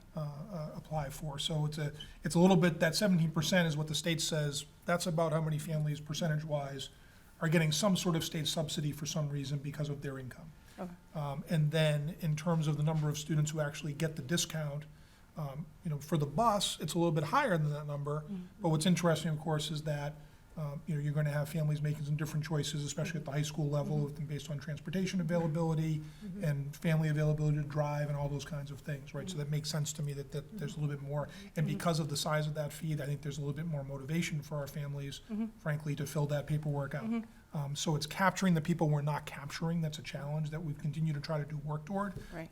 But that is slightly different. So I just want to make sure that. Okay, no, that's and clear. I mean, that's helpful because also to that, so but we also have families that are just slightly above that. They don't qualify, but this is a decision that they need to make that, okay, we can theoretically afford it and we'll have you do that, but that means something else can't happen. And I don't want families making that decision that you can't play soccer, or you can play soccer, but there's a cut to our household budget.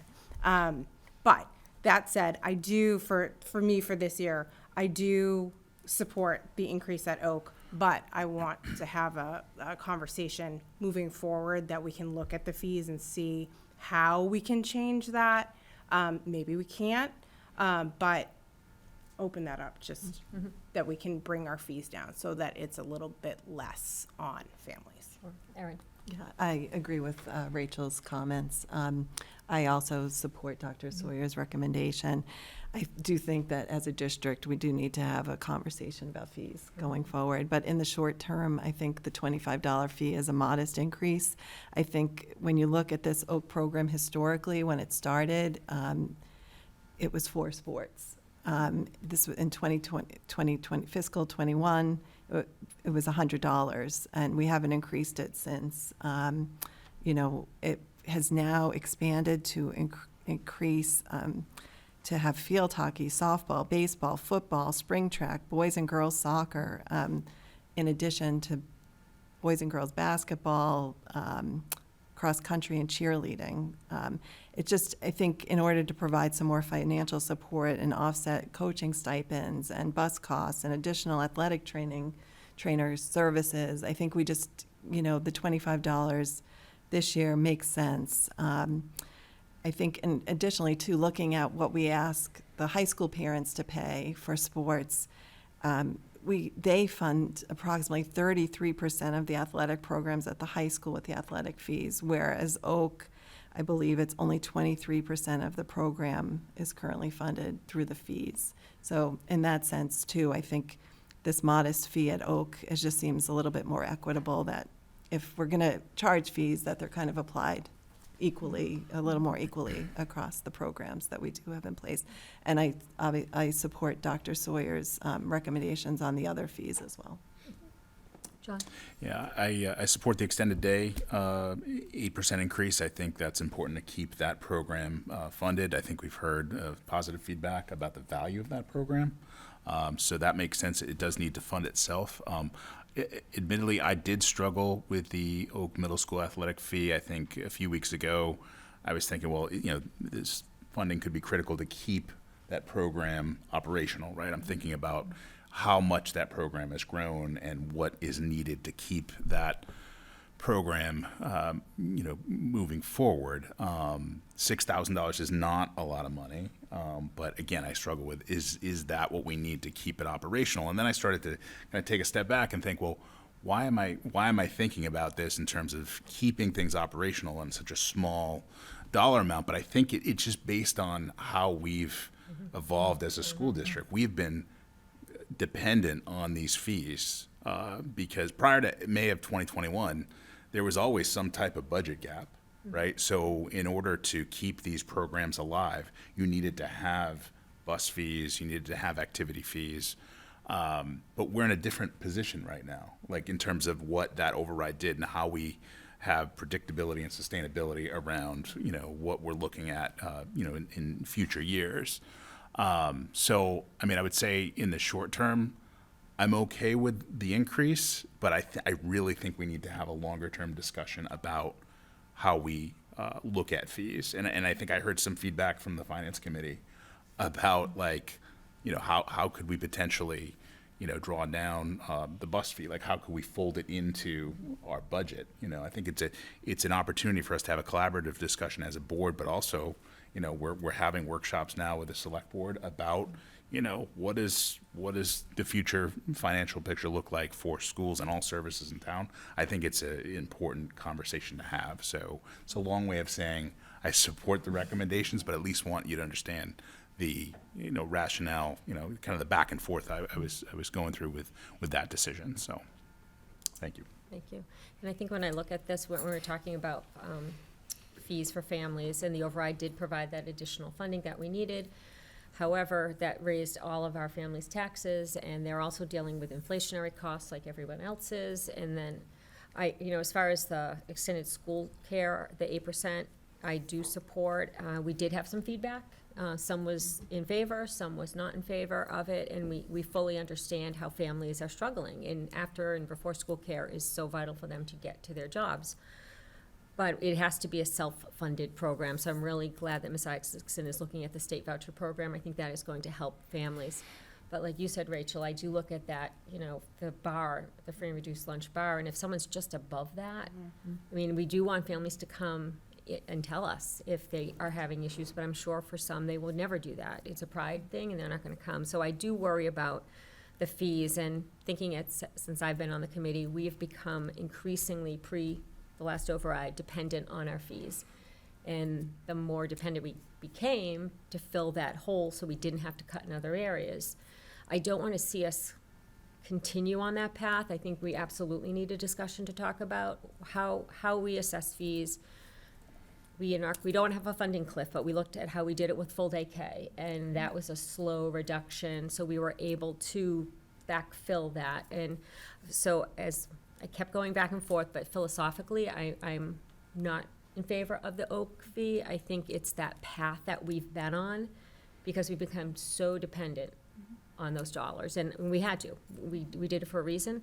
I would like to see us go one more year at the 100 and then look at some more data from over the year, how many bus trips. Like you said, there's a lot more teams, there's a lot more, all the stipends. Let's look at the total cost after another year. That's where I fall, and it's more philosophical, just about, I don't want to keep going down this path, because the more we do it, we're just going to become more and more dependent on those dollars, whether it's 1,000 or 6,000 or 100,000. But, 6,000 isn't a lot, but it's for families who may be struggling. And when we talk about fees, it's not just fees for families, it's, we all had kids who played sports, it's also gear. There's a lot of other things that families have to provide beyond just the fee. So I'm fine with everything else, it's just the OAK fee. I think I'd rather hold off and look at it in a year. Anything else, Dr. Sawyer? No, I appreciate the feedback, and again, whatever certainly the longer-term planning is work that I'm happy to support, that the school committee wants to look at strategically in terms of what the role that they play in the budget and how that might change over time. In terms of my recommendation, certainly respect people's perspective, and whatever the committee decides, we'll move forward in terms of making work for next year. Okay. Ms.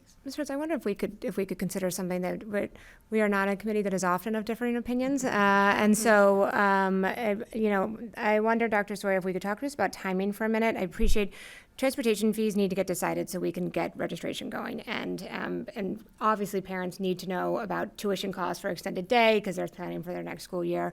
I wonder if we could even table the Oak middle fee. Even until maybe one of our June meetings, give us a chance to, as a finance subcommittee, to kind of get together and even start to think. And we may be right back at here and at the same breakdown and do what we need to do. But it's notable to me that that difference says this is worthy of more consideration. And maybe before we do something, because when I think, Aaron, about parity would bring would say middle school maybe should go up. I'm like, or high school should come down, right? And so how are we going to get there? So maybe, I don't know what my colleagues think, but put on the table that possibly we vote on the other fees tonight, get the what you need. Dr. Sawyer, I'm saying that not knowing if there is something urgent and pressing about figuring this out tonight, or if that's one that we could just consider a little bit longer, and at least know if we have to go down the path where that fee is going to go up, we can be communicating to families that we're trying to be thoughtful, because I've heard all of you say that's something we'd like to do. What folks think of that? Waiting on the OAK fee is not going to have an impact on planning. That particular fee, I think we can, if you wanted to wait, that's not going to be an issue for planning for next fall. All right, so why don't we wait? We'll table this for now, have some more thought around it. We may receive some feedback from families on it, and maybe before the end of this school year, we'll take a vote. Okay. Perfect. All right, so the only one we have to vote on then is the extended school care. May I have a motion that the committee vote to approve the adjustments to the extended school care tuition fee for fiscal year 2025 as illustrated in the superintendent's recommendation memo? So moved. Second. All those in favor, please say aye. Aye. Motion carries unanimously. Thank you. Okay.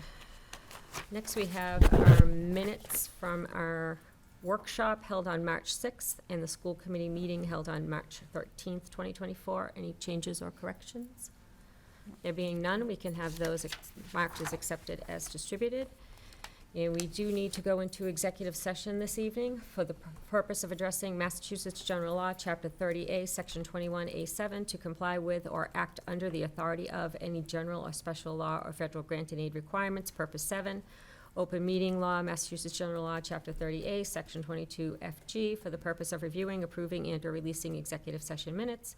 B, for the purpose of addressing Massachusetts General Law, Chapter 30A, Section 21A3, to discuss strategy with respect to collective bargaining or litigation if an open meeting may have a detrimental effect of the bargaining or litigating position of the public body, and the chair so declares. Purpose 3, the Shrewsbury Education Association, Units A and/or B, the Shrewsbury Paraprofessional Association, and/or the Cafeteria Workers Association, and C, for the purpose of addressing Massachusetts General Law, Chapter 30A, Section 21A2, to conduct strategy sessions in preparation for negotiations with non-union personnel, or to conduct collective bargaining sessions or contract negotiations with non-union personnel, non-union clerical and support staff, and/or administrators. Purpose 2, where deliberation in an open meeting may have a detrimental effect on the bargaining position of the public body, and will return to open session only for the purpose of adjourning for the evening. May I have a motion that we adjourn to executive session? So moved. Second.